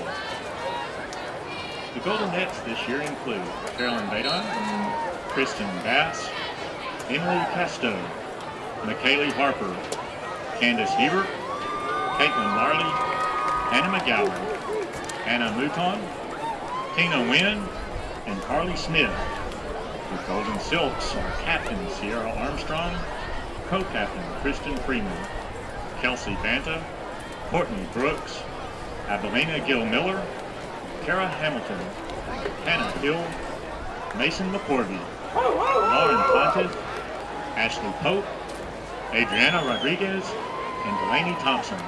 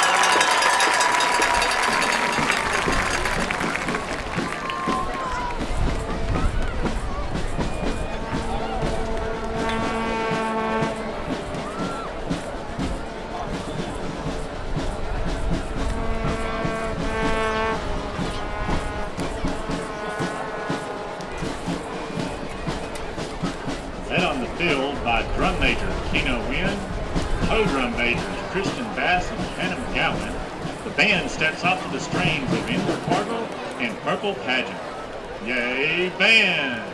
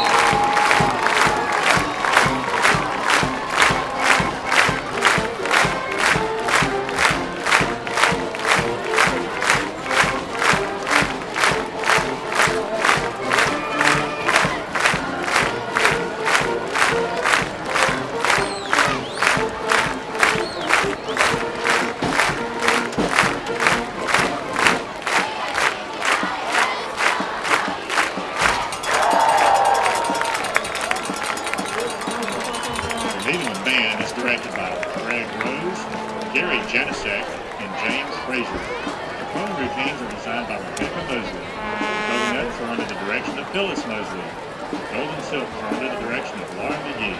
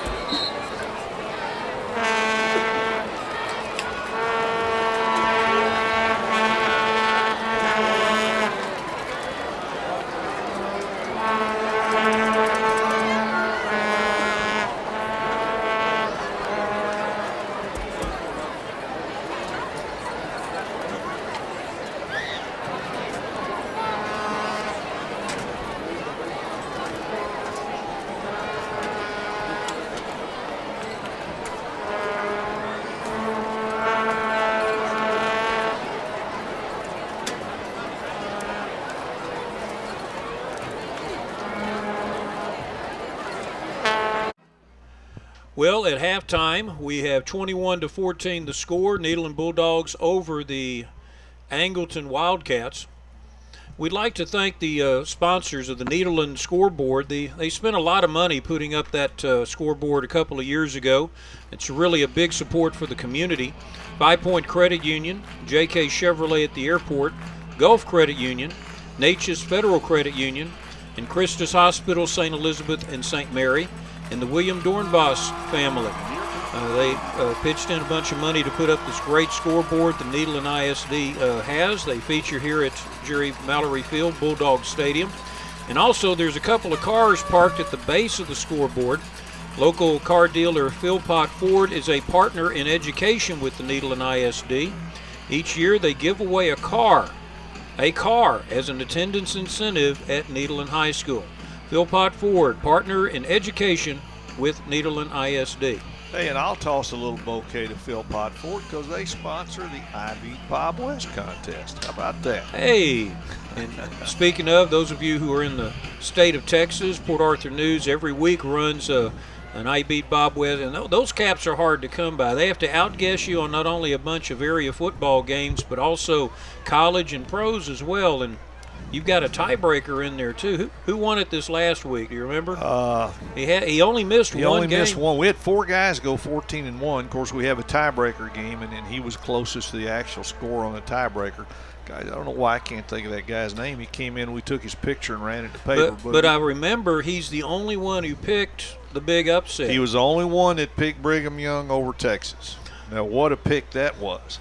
Actually, there was one guy on our Port Arthur News panel, Dave Rogers, also picked Brigham Young, and we yay-hooed him when he made that pick. What have you been smoking? How could you pick Brigham Young over Texas? Wow. Okay. First half stats, it was kind of an interesting Dr. Jekyll and Mr. Hyde type half for both teams. Well, Angleton, two of their first 4 plays totaled 121 yards and 2 touchdowns, and they finished the half with 167 yards. So only got 46 yards other than those 2 big touchdowns. So Nederland leading in rushing 172-97, leading in passing 99-70, 271 total to 167. Bulldogs 14 first downs to 4. Kendrick Hopkins, of course, the big man so far in the game, 21 carries for 164 yards and 2 touchdowns. Jackson has 6 for 69 for Angleton, but 65 of that came on 1 carry. Tanner Noel's kickoff in through the end zone. That's the one he wishes he had right at the end of the first half. When the field goal attempt came through short, we'll have a touchback for Angleton. So it always, when you come out in the third quarter, you're looking for adjustments. Now, Nederland's defense made their adjustments after the second big touchdown, and they have, as I said, they've only allowed 46 yards outside of those 2 big play touchdowns early in the game. But it will be interesting to see. We got a timeout already? It's an injury timeout. We've got an injured player out there for the Bulldogs. And I can't get the number. He's up. Looks like number 80. Is it 80 or 90? Rosemar Mendoza, number 80. It's hard to tell.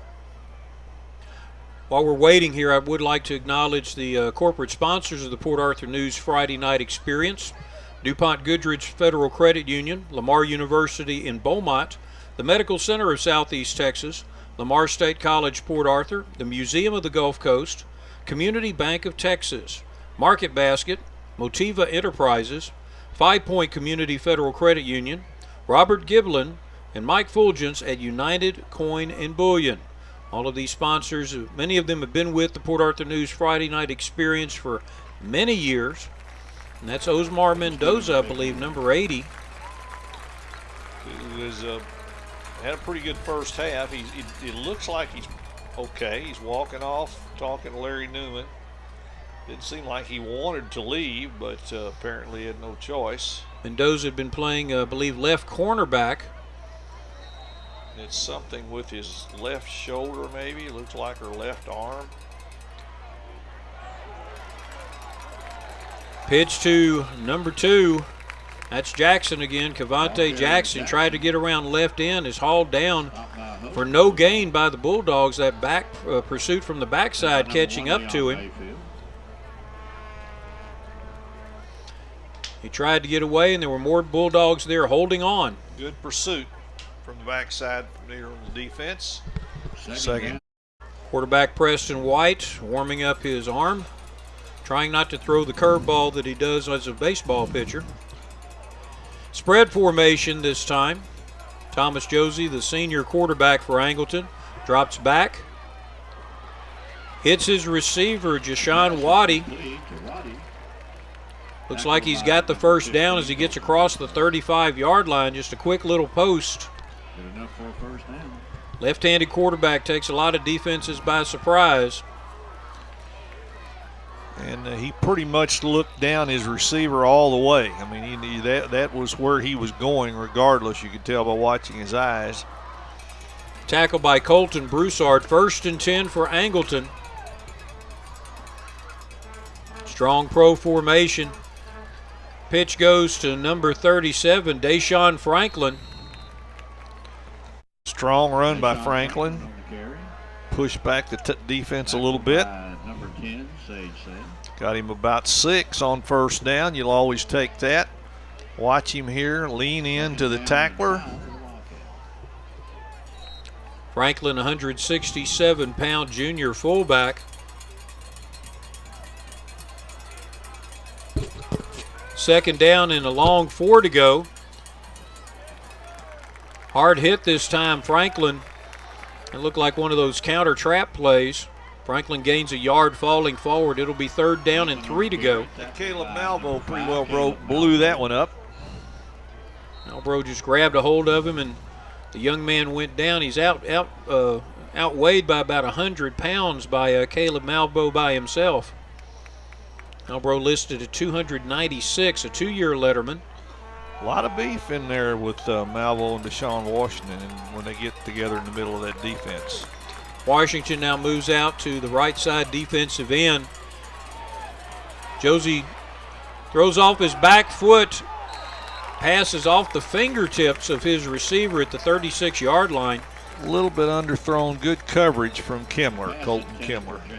Jashawn Waddy, the receiver, but you can see him, a little bit of pressure here, throwing off his back foot. That's the style they're trying to break Tony Romo of. Even a strong arm quarterback, they want you to set. Good shot there by the sideline. You can see right there is just off of Waddy's fingertips. So another punt from Angleton. Ty Martinez, that hit a Bulldog. Yep. That's a live ball. That's a mistake when you get around a punt coming down like that. There usually is a code word that they use to get receivers and everybody away from that ball. It is recovered by Angleton, and that's the big break. One guy's pointing toward Nederland. I believe it's Nederland's ball. There were conflicting signals. Let's see who they're going to give it to. Now the Angleton coaches are out there wanting to know what is going on. Fair catch was called, and I saw the receiver put up his hand, and then the ball hit in front of him, hit him on the shin, and bounced forward. Looks like Angleton's defense is coming out. So's the head coach. Angleton had good coverage there. Bo Buckley, number 16, was right there with the receiver.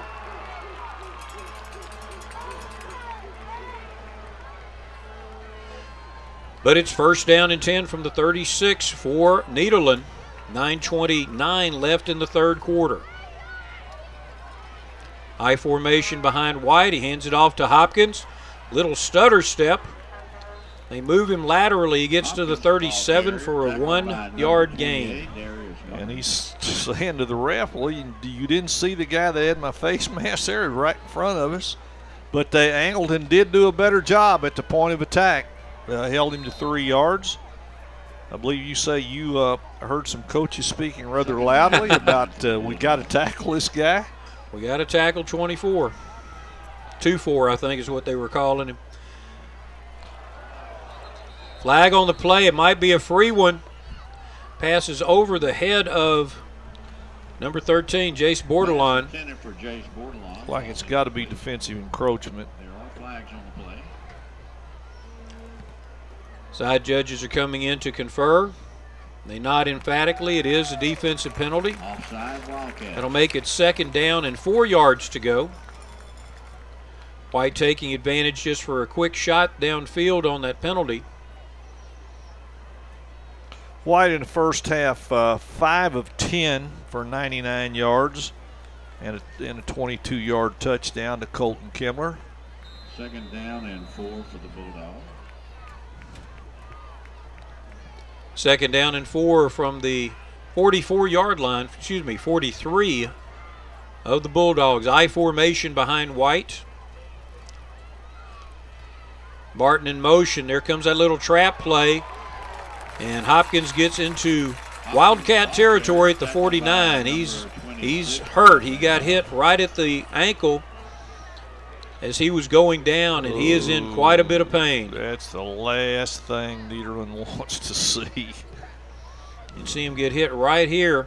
Looked like it was on his right knee. We're going to take an injury timeout after this good ground level replay, and you can see the hard hit there put on him. But number 26, Brad Randolph, perfectly legal tackle. We'll take a break and be back.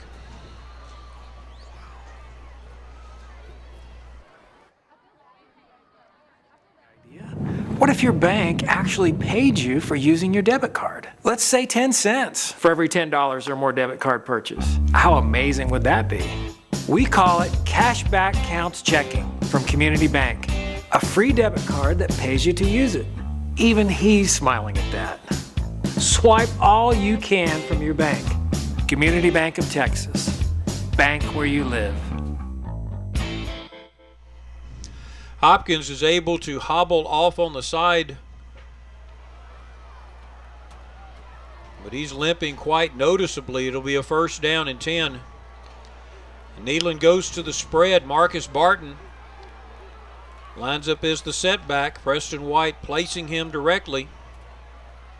Fake it to Barton. He stays in to block, and Colton Kimler's got it open. He's going to score. Referee falls down. I thought he was going to score. Got him at the 3. Good throw by Preston White. Good pursuit by Kelton Walker, who came up to tackle Kimler as both the defender and the referee both fell down. Marcus Barton stays in to block, and Kimler just runs a post. Good touch by White, puts it there. Defenders down. You can see Walker coming in here from the left. First and goal for the Bulldogs. Kydron Butler making the initial tackle on Kimler. So can they punch it in on the ground without Hopkins? First down and 5. Barton's trying to go forward. He gets to about the 3-yard line. Picked up 1. Second down and goal. Hopkins back up on the sidelines. I think he wants back in the game. He's still limping around. I was looking for him on the, well, no, he's not coming back anytime soon. He's limping pretty bad. White again brings in the play from the sideline. Bulldogs stay in the power I formation.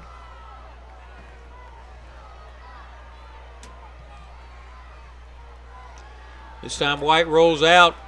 2 men open, and the pass is caught by Deshaun Washington. How about that? Deshaun Washington gets him a touchdown pass. Lined up as a tight end. Ran the flood route. He had the deep part. But it almost looked like it was for the other guy. Was he really the target there? What you're looking at, I believe you're going to see both Malbrough and Washington on patterns. It went through 5's hands into 6's hands. It did. That's why they gave them single digits, Bob. I guess. They're running backs and wide receivers too, as well as defensive tackles. Tanner Noel for the point after attempt.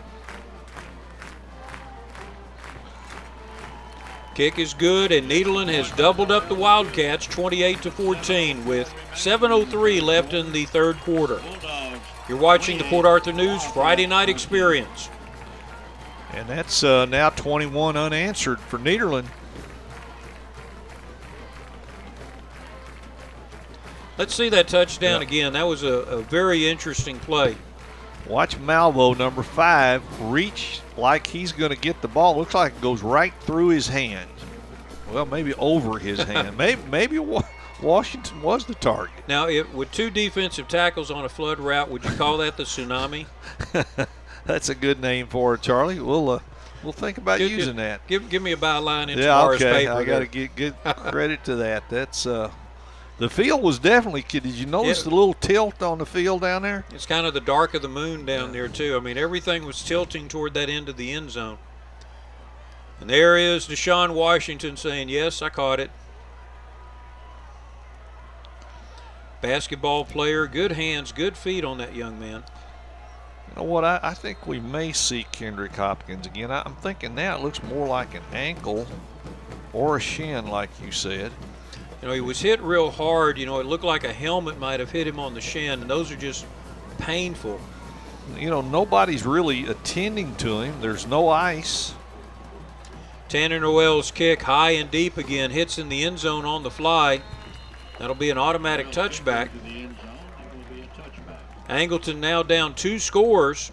They've had some offensive moments, but have not been able to put together any real long, consistent, sustained drive in this game. Well, it's really been interesting, Charlie, the way that Nederland's defense has kind of gradually come to dominate the game when they're on the field. After the 2 big plays, they've just not given up much. Angleton has 4 first downs. First down and 10 at the 25-yard line on the touchback. They go to a full house backfield behind quarterback Thomas Josie. Now they motion out of that. And the pitch, it is. Hand back. Hand back, and there's a wide open receiver. Nice catch there by Xavier Castile, senior wide receiver for the Wildcats. Little trickery there. Going to see Josie toss it and then get it right back. Good for a Wildcat, first down. Very well designed play as Castilla didn't have anybody in the frame from the defense. Ran the little drag pattern. First down out at the 39-yard line.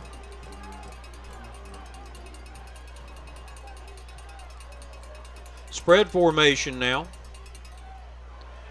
Josie runs the option, keeps it himself, and dives forward for 4 yards, getting to the 44-yard line. Turn back into Malvo and Leon Mayfield. Pulling the guard. Josie decides to keep it when he saw that Jackson was well covered by the corner. Second down, 6 to go. Clock is running at 6:30 to go in the quarter. Twins now to the right-hand side. Josie under center.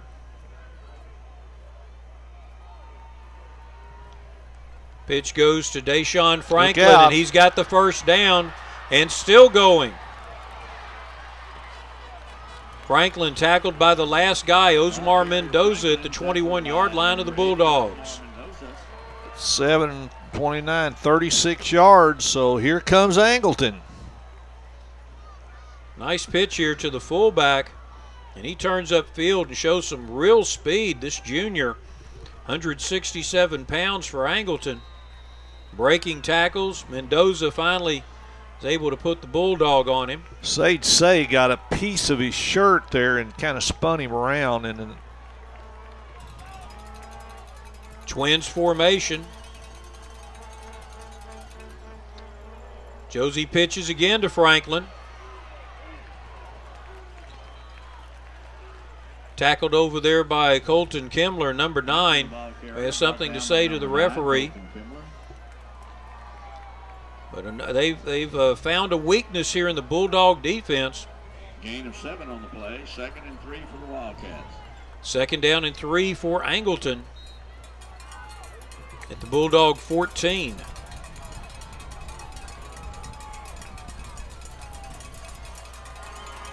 Pro formation. Motion across. And Jackson gets the ball, number 2. Not this time. Not this time, said Sage Say. Athlete meets athlete. Couple of juniors. Sage Say gets the better of Cavante Jackson this time. Watch the replay. Watch Sage Say flying up to make this play. 3rd down and 5 for the Wildcats. Did a good job fighting off that block. And did a good job turning the runner sideways. Puts him in a 3rd and about 5 long, 4 short 5. Twin formation. Motion across, and we have a Angleton timeout. Angleton calls a timeout on 3rd and 5. We'll take a commercial break. The theater department is doing face painting by the scoreboard. Hey, Dad. Thanks, son. For more than 15 years, I've helped clients nationwide make solid decisions about investing in gold so they can enjoy what's most important. Discover the best options for you and your family by calling 866-UCB-GUIDE to receive our award-winning Gold Guide free. 866-UCB-GUIDE, 866-822-4843. Now is the time to learn about gold, so you have time to enjoy what's most important. Unique is the people who purchase them. And when picking one, every detail counts, right down to the stitching on the seats. So why should picking a car loan be any different? Whether it's a low rate or a low payment you're looking for, at Do Good we customize loans to fit your needs. And we'll make sure your lending experience is everything you want it to be.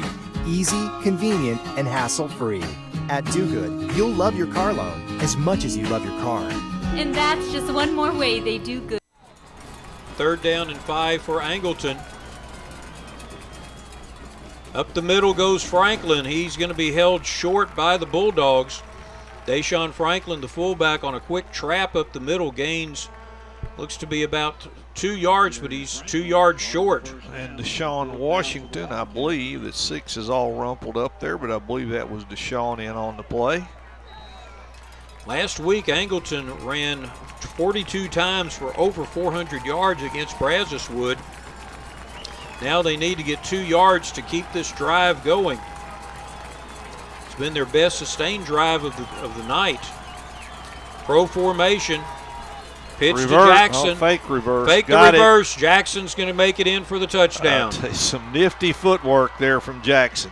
Cavante Jackson, junior tailback for the Wildcats, scores from 13 yards out to cut the Bulldog lead to 28-20. A little deception, fake reverse, but boy, he made a really good move. If we see it again here, he did a little juke and bought himself some space. Watch it here.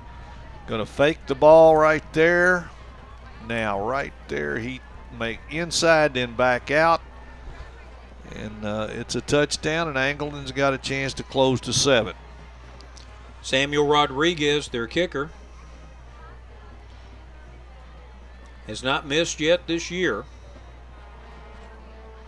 9 for 9 on points after.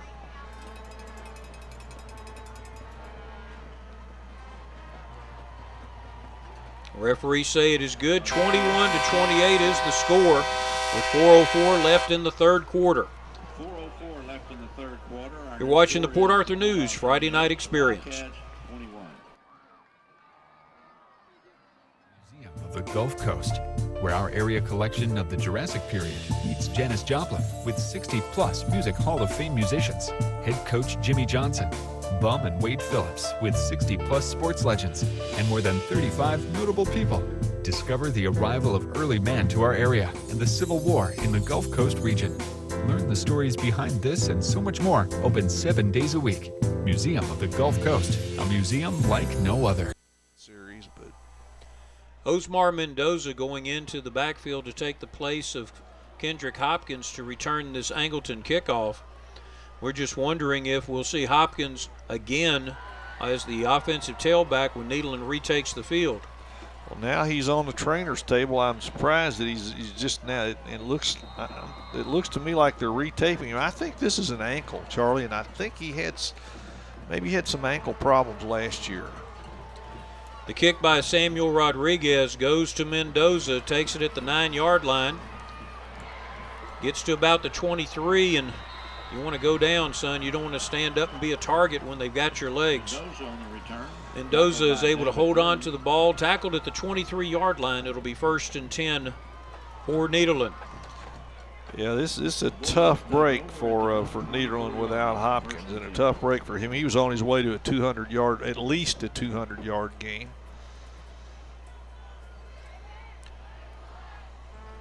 Angleton took advantage of a Nederland turnover and a very careless one, allowing themselves to be touched on that punt. Actually, that wasn't a turnover. You're right. Nederland got it back. Yeah, it was a very close call there, but Angleton just showed a very sustained offensive drive, taking it all the way from their territory at the 25 for the touchdown.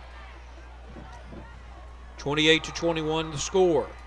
2 receivers to the right-hand side. Quarterback Preston White looking for the signal to see if there's any type of audible. Coach says run it, and there we go.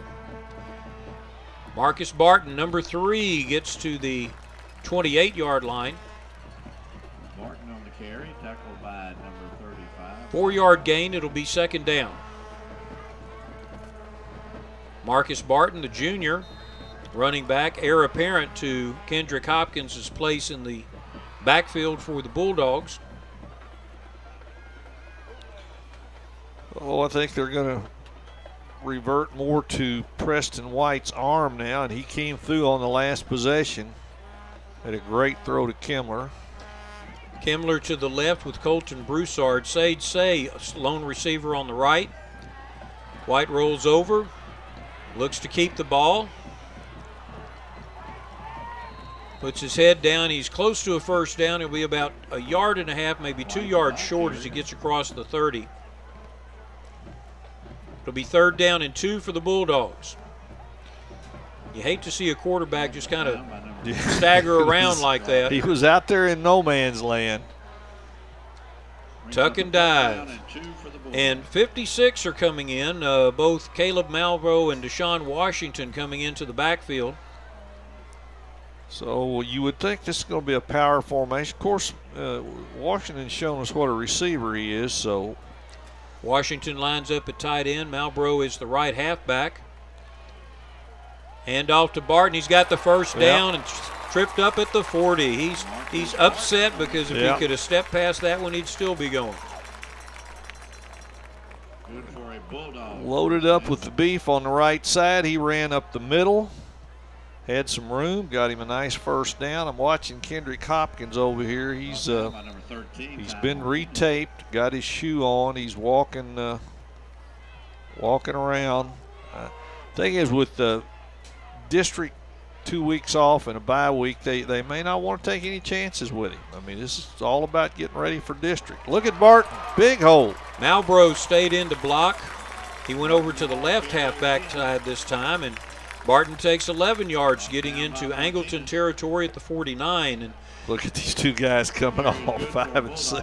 Well, we're seeing the replay. They did their bit. They got 20 yards on the last 2 plays. But all the teams in 24A, the Nederland Bulldogs district, they take next week off before they start district play. So Hopkins will have plenty of time to heal. Right. That's why they may not rush him unless they feel like he can't do it, make it any worse. 2 receivers to the right, and White looks on that direction. Colton Kimler catches it for a 4-yard gain. Good quick tackle there by the defense Kimmler's got good hands, doesn't he? Jarrett Really? Tolbert. Yeah. Jarrett Tolbert, number 5, is right on Kimmler. Kimmler just does a quick out. Tackle made by Tolbert. Kimmler catches it while sitting on his back, actually, is where he finally locked it up. Kicked it up in the air. As the ball appeared to bounce off the defender. Comes Hopkins back, Charlie. Okay, Kendrick Hopkins coming back in after being injured. You can see the tape there on his foot, his left foot. Even if he's a decoy, but he's not. Hopkins gets it and gets hit immediately low, does a header, no gain on the play. Looked like they hit him right on that ankle, too. Somebody got penetration that time. Cole Collins, I believe, 85 is the one you're going to see coming in, submarining Hopkins. Right. 3rd down and 6 to go for the Bulldogs. 3rd and 6 for the Bulldogs. From the Wildcat 45-yard line, Wildcats came down and scored 7 points to cut Nederland's lead down to just 7. This will probably be the last play of the 3rd quarter as the clock is winding down. Shotgun formation, twins to the left. White looks, throws it deep, has a man open over the head of Colton Kimmler and out of bounds. Ball came down out of bounds. 2 seconds left in the 3rd quarter. White took a little bit of a shot too as he lets this ball go.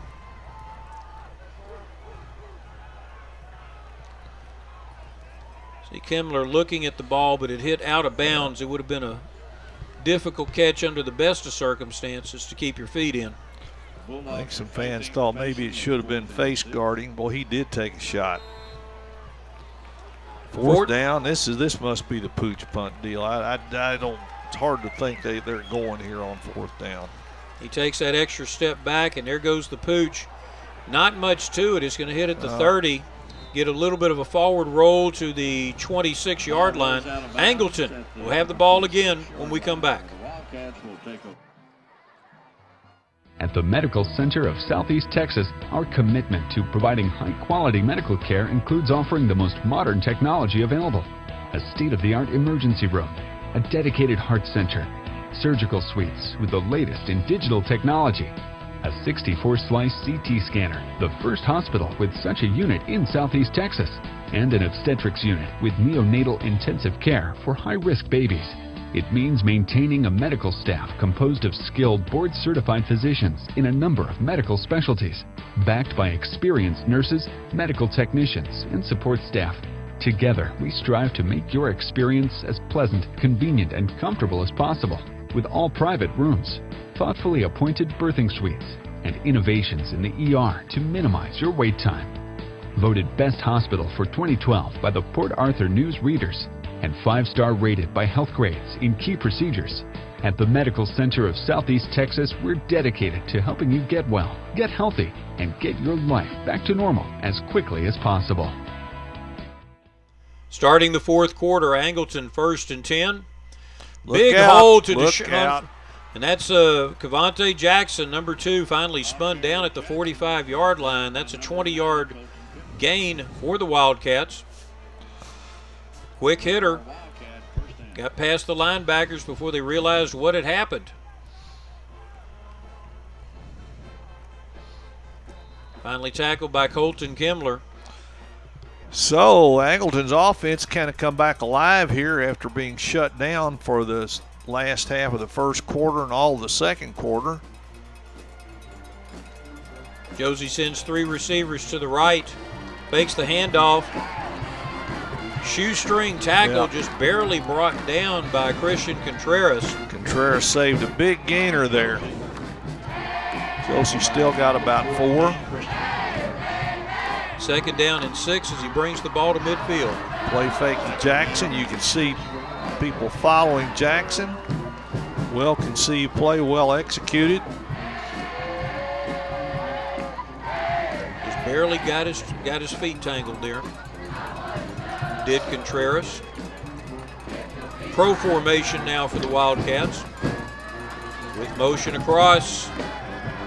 They hand it off again on that tackle trap to Jackson. That's the one they scored a long run on. Jackson's fired up about it as he gains 14 yards. Nice work. Watch the blocking here. Watch the hold. Right there, kicked out Sean Washington. That made the play. Tackle led the running back, never really hit anybody. The running back just stayed behind him. Pulled both the backside guard and tackle to lead in that play.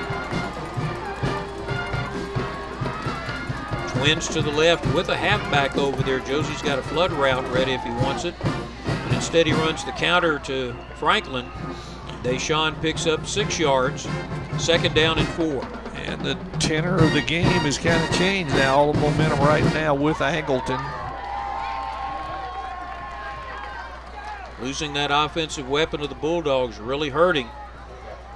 So now the Wildcats have several different weapons to choose from in their arsenal. Jackson and Franklin as the running backs. Waddy, Castile as the wide receivers. Motion across. This time Josie gets away from the defender.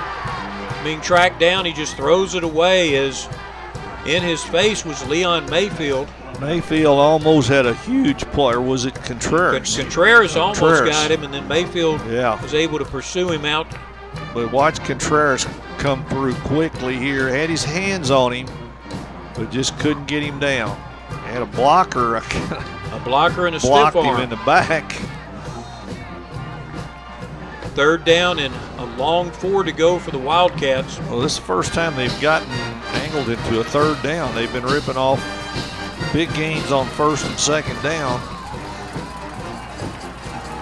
Sean Washington goes out to right defensive end. Josie moves Jackson over and then sends him in motion.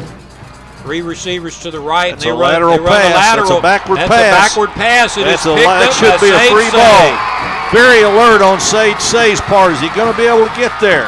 Sage No. Say knocked out of bounds by Josie, and that was a lateral. You called it, Bob, from the inception. I do not like seeing the ball thrown backward. Don't like it. I think it's a very risky play, and that showed what can happen to you there.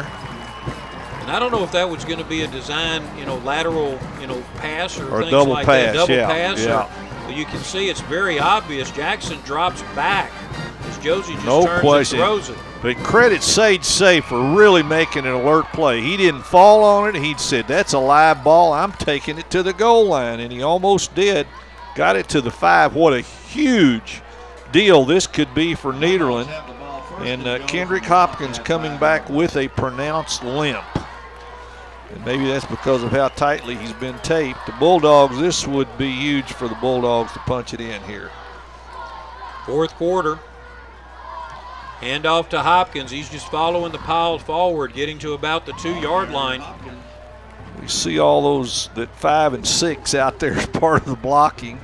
And I think he got it down around the 1. So let's see if that elephant backfield is still, he got to be going right. No, it's going to be a quarterback sneak. Preston White scores for the Bulldogs. Everybody's looking for Hopkins. Preston White slips through. Give a big assist to Sage Say, and what a huge turning point in the game right there. 34-21 with 9:16 left in the game. That was such a quick snap there that we kind of took the replay people by surprise. So Preston White scores on that 1-yard quarterback sneak. Now Tanner Noel ready for the point after. Kick is up and good, 35-21. Bulldogs over the Wildcats. And a wild one here in Bulldog Stadium. We'll take a break and be back with the kickoff in just a moment.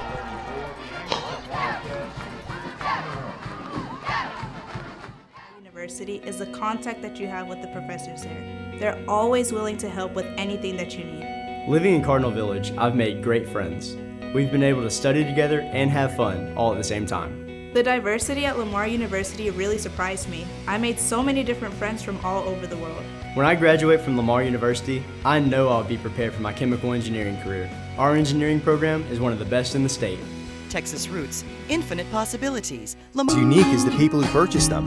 And when picking one, every detail counts, right down to the stitching on the seats. So why should picking a car loan be any different? Whether it's a low rate or a low payment you're looking for, at Do Good we customize loans to fit your needs. And we'll make sure your lending experience is everything you want it to be. Easy, convenient, and hassle-free. At Do Good, you'll love your car loan as much as you love your car. And that's just one more way they do good. Bulldogs have definitely turned the momentum here with that fumble return by Sage Say down to the 4-yard line. Short gain by Kendrick Hopkins set up the touchdown by Preston White, 35-21. Pooch kick by Tanner Noel is going to hit at about the 30-yard line. Taken there by Kelton Walker, and number 1 does a good return, gets it out to the 42-yard line. Flags on the play are thrown at the very end. Hey, I don't know about that pooch kick with Noel when he can boot it out of the, and maybe, well, he's probably kicking into the wind. That's probably why they did that. There is pretty good wind down there. Flag was thrown right at the very end of the play. Let's see what the referees are going to talk about. Right now the ball is spotted at the Wildcat 42-yard line.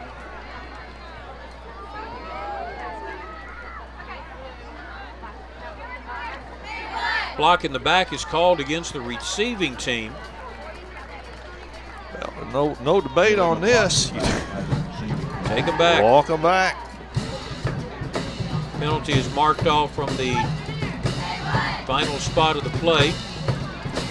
We'll take them back to the 32. Make it the, there we go, 32. I'm happy with that. First down and 10 for Angleton. Angleton in week 0 lost to Montgomery 13-27.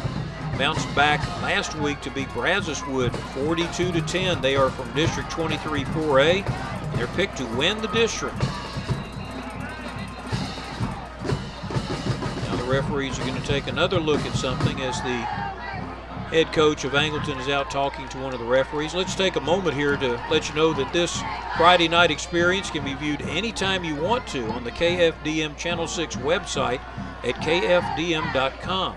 Just click on the sports tab and then the Friday night experience page presented by JK Chevrolet at the airport and Fultz Chiropractic, Jared's Paint and Body, Larry's French Market, Ritter Lumber, Sports Connection, and the Texas Coastal Community Credit Union. All of these fine sponsors supporting high school football in Southeast Texas. And I believe the explanation has been made and accepted. Well, it's been made. We don't know if it's been accepted. The coach has been upset since he didn't get the call on that fumble recovery on the punt. So they take it back to the 27 and they shift hash marks. So instead of a 10-yard penalty, it ended up being a 15-yard penalty. It may have been a personal foul instead of a block in the back. Okay. First down and 10, that's what we'll deal with from the 27-yard line. Angleton Wildcats quarterback Thomas Josie in the shotgun now. Flags on the play. Nope, no flags. They didn't have the down box set up. Oh my. Anytime, guys. We've got deadlines. Like we have every Friday night. The newspaper guy's talking, y'all. Somebody has to go make that paper that I read with my coffee in the morning. So, first down and 10, same formation, 2 receivers to the left side of the field, which is wide. Josie looks for the hook pattern. He gets it to number 34, Jaquel Lewis. The senior steps out of bounds at the 34-yard line. Second down and 2 now for the Wildcats. With Josie, you can pretty much tell where he's going from the time that he gets the snap. If you watch him, he pretty well locks in. Good sideline work there. I'm glad the cameraman wasn't in on the tackle this time. Same formation this time, same play. They This time he steps back inbounds. Jaquel Lewis does not fall down when the first Bulldog hits and gets the first down to the 41. So maybe giving a little too much cushion. They'll probably work that until and probably trying to set up an out and up. Flag on the play on the far side of the field. You can just barely see it at the feet of the Angleton coaches. Here's the ground camera. Illegal procedure. Angleton. Illegal procedure will bring the play back. Now, Charlie, got to think they're trying to set up an out and up here, throwing that play twice in a row, trying to get Nederland to creep up and then get a player to bite on a fake.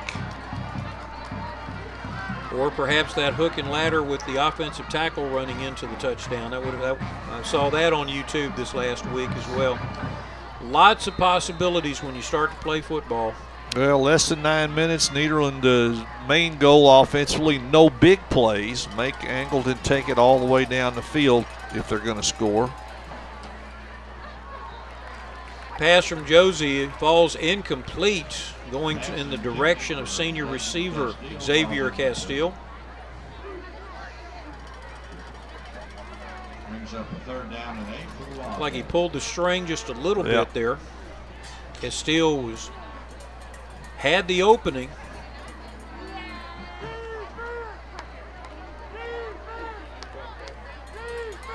Playing defense over there, Osmar Mendoza, senior.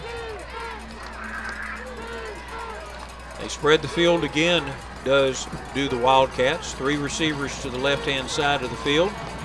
Josie steps into it, crossing pattern caught by Jaquel Lewis. Young man still running. First down in Nederland territory at the 37-yard line. Big play for Angleton. 3rd down, they had to convert that one. They really couldn't afford to give the ball up. And this is a nice throw by Josie. Gets his receiver in stride, in the seam. Missed tackle. Big play, Angleton keeps their hopes alive here. Nederland in man coverage that time. Trey Richardson several steps behind the receiver the whole way. Jaquel Lewis, 186 pounds. Now here comes the power sweep. Cavante Jackson weaves forward to the 30-yard line. 2nd down and 3 to go. Jackson comes up limping. He's going to go to the sidelines. Made a nice little move to the inside. It was either Malvo or Washington. It looked like they were about to just unload on him, and he cut back inside and got about 8 yards as the clock rolls at 7:45. Kydron Butler, the senior tailback, number 10, comes in to take the place of Jackson. Butler. I would call that an NFL sack. That was a J.J. Watt. You talk about blowing up a play. He had both of them, didn't he? He tackled both of them. He got them both. One of them's got the ball, and I don't care which one, but the knee hit the ground. Boy, that's the defensive play of the game right there. Look at this again from ground level. Contreras just said, well, I'll grab both of you. Somebody's got the ball. Heck of a play by Contreras. Christian, a senior linebacker, varsity letterman, 185 pounds. That's a highlight reel play there.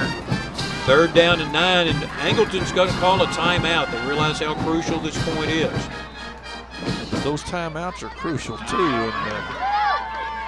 We'll take a break and see what the Wildcats come up with. You are watching Time Warner Cable Sports Channel. My fortune? I earned it the old-fashioned way, with long hours and hard work. And now, I'm debt-free. You're debt-free because 5 Point paid off our loan. Precisely, my dear. Go mow the yard. 5 Point is paying off 3 loans, plus you can get up to a 2% rate discount. 5 Point Credit Union. Money for loans right here at home. Your chariot awaits. Thank you. The tailback, Kydron Butler, who came in for Jackson just a minute ago, was actually all-district for Angleton last year, but it was on defense. He had 2 interceptions. Well, Angleton looking at another big third down situation, and I would think, given their 14 down, that they cannot punt the ball. They're looking at this as they've got 2 downs to make the first down. They've got to have 2 scores, and they're under 7 minutes, and they're down to 1 timeout. Josie drops back. He's under pressure again from Contreras. Contreras tried to tackle him. Josie's able to get forward for about a 2-yard gain, but it busted up the play, and there's a very late flag coming from deep as there was some extracurricular activity after the play. Well, let's see which way it's going here. Josie a little bit slow getting off the ground over on the far sideline. If that's on Nederland, it's costly because it would have been a 4th down situation. And if it's on Angleton, it's costly because it's going to make it long yardage.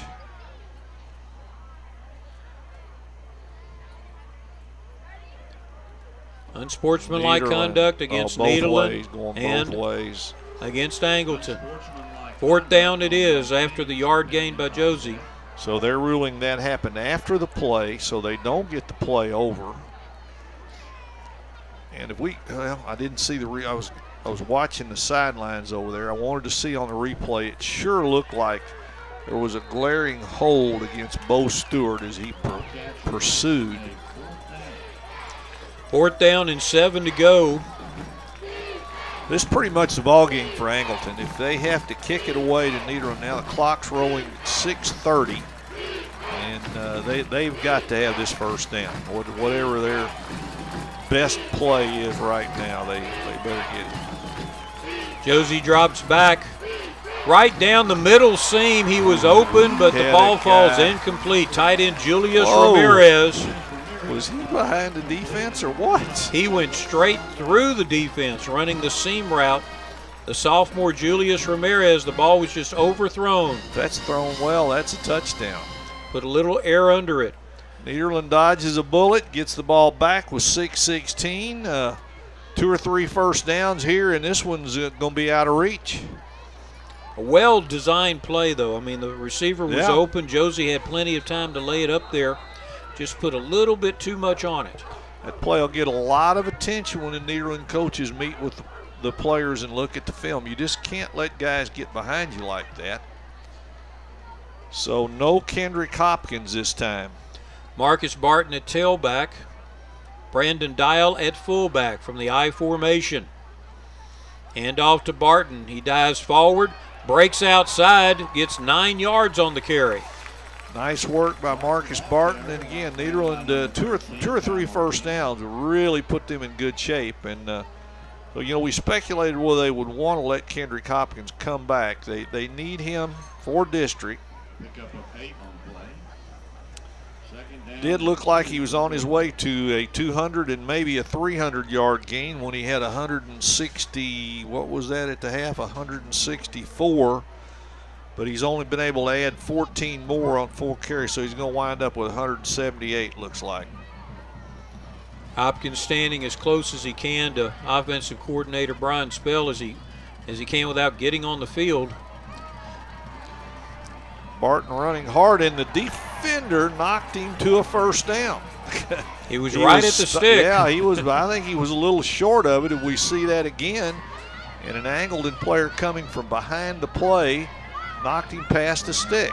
All right here, he spun around, he's going back, boom. Now, first take down. that, first down. 45-yard line to the Bulldogs. Those ground level cameras make you think you're right out in the action without actually getting hit, which at my age is a good thing. Clock running, 5:05. It's the last preseason or pre-district game, I should say, for the Bulldogs. They'll take next week off. Barton up the middle. Linebackers meet him at the second tier, and he's able to push forward for a 4-yard gain. And Charlie, the next time Nederland plays will be right here in Bulldog Stadium in the district opener against Vidor, and that is a game that we will have here on the Port Arthur News Friday Night Experience. One of the better games of last season as Nederland visited Vidor. Vidor had a very senior-heavy group, and they fought very well getting into the playoffs themselves, but Nederland was able to beat them at Pirates Stadium last year. Pirates will be looking to come in here and return the favor on the Bulldogs' home turf. Barton, nothing there as the Wildcats stop the middle. Good defensive stand there by several Wildcats. Angleton only has one timeout, so they really can't use that. So it's all Nederland right now. Now 3rd and 8. We'll see if Larry Newman will put the ball up here, risking an incomplete pass that would stop the clock, or just run the ball. If you don't make the first down, you got to punt it, but you get to take another 30, 40 seconds off the clock. 2 receivers to the left. Offset I formation for the Bulldogs. Handoff to Barton. Burst down. The first down. Tough running there by Marcus Barton. Gets the play, and good offensive line surge by the Bulldogs. Tell you what, I promise you Larry Newman's going to be singing the praises of his offensive line. There is some good work going on up there tonight. And that'll pretty much do it for Nederland, I think, even, unless they turn it over, unless there's a big momentum swinging fumble recovery touchdown or something. You got to think that this one is going to go Nederland's way. Bulldogs 1st and 10 from the Wildcats 42.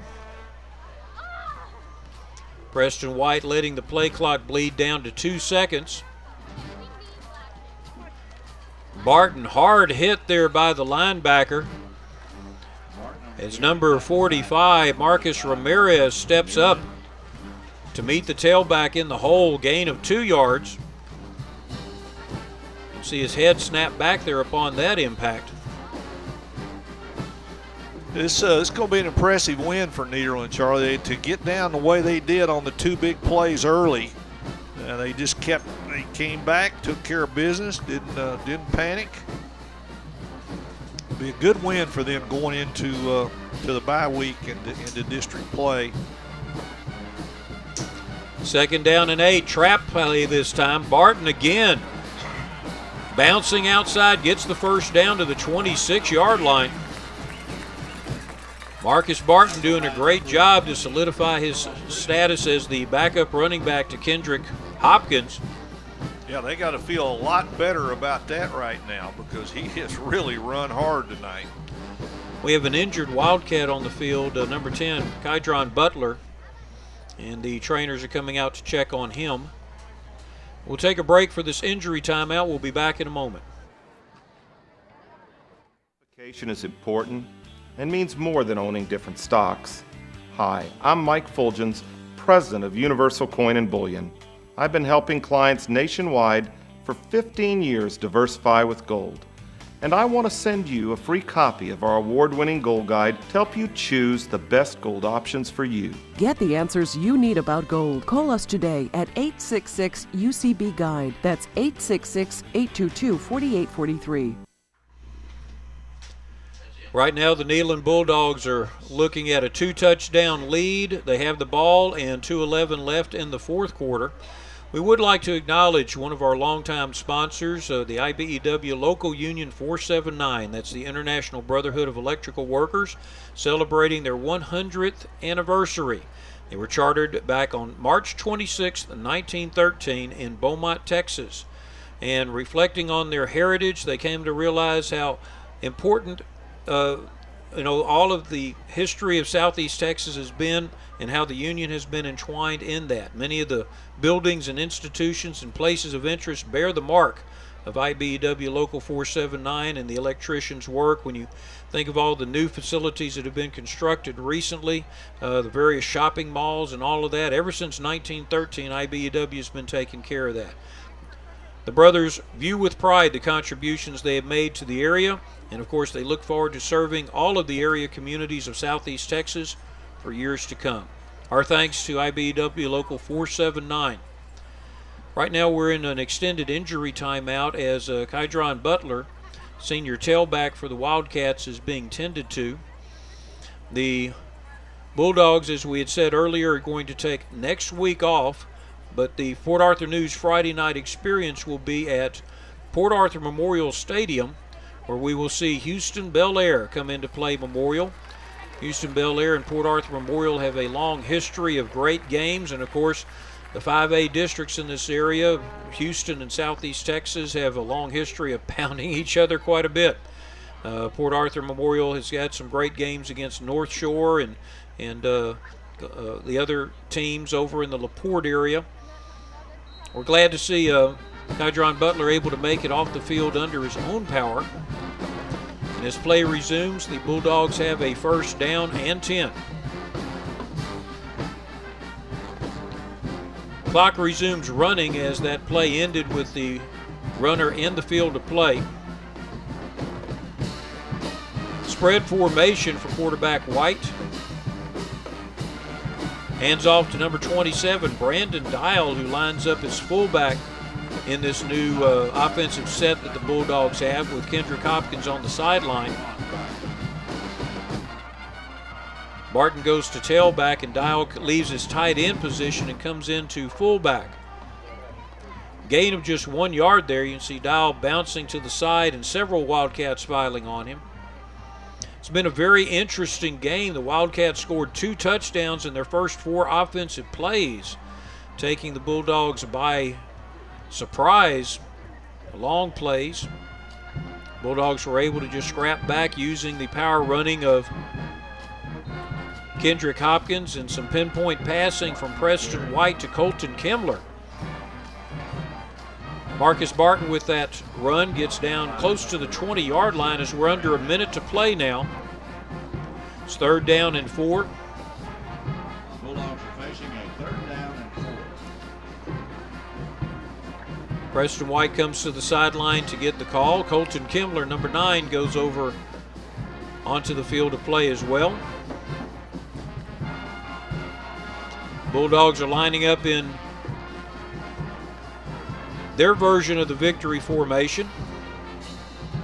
Preston White takes the ball and kneels on it.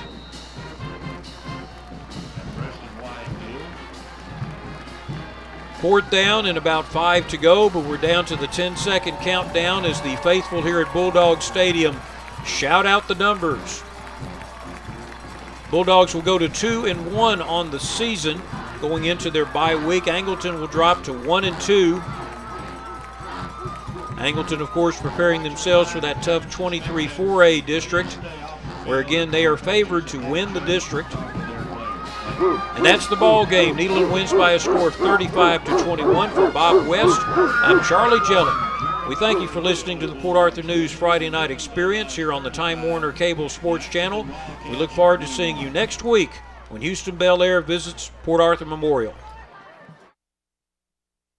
The Museum of the Gulf Coast, where our area collection of the Jurassic period meets Janis Joplin with 60-plus Music Hall of Fame musicians, head coach Jimmy Johnson, Bum and Wade Phillips with 60-plus sports legends, and more than 35 notable people. Discover the arrival of early man to our area and the Civil War in the Gulf Coast region. Learn the stories behind this and so much more. Open 7 days a week. Museum of the Gulf Coast, a museum like no other.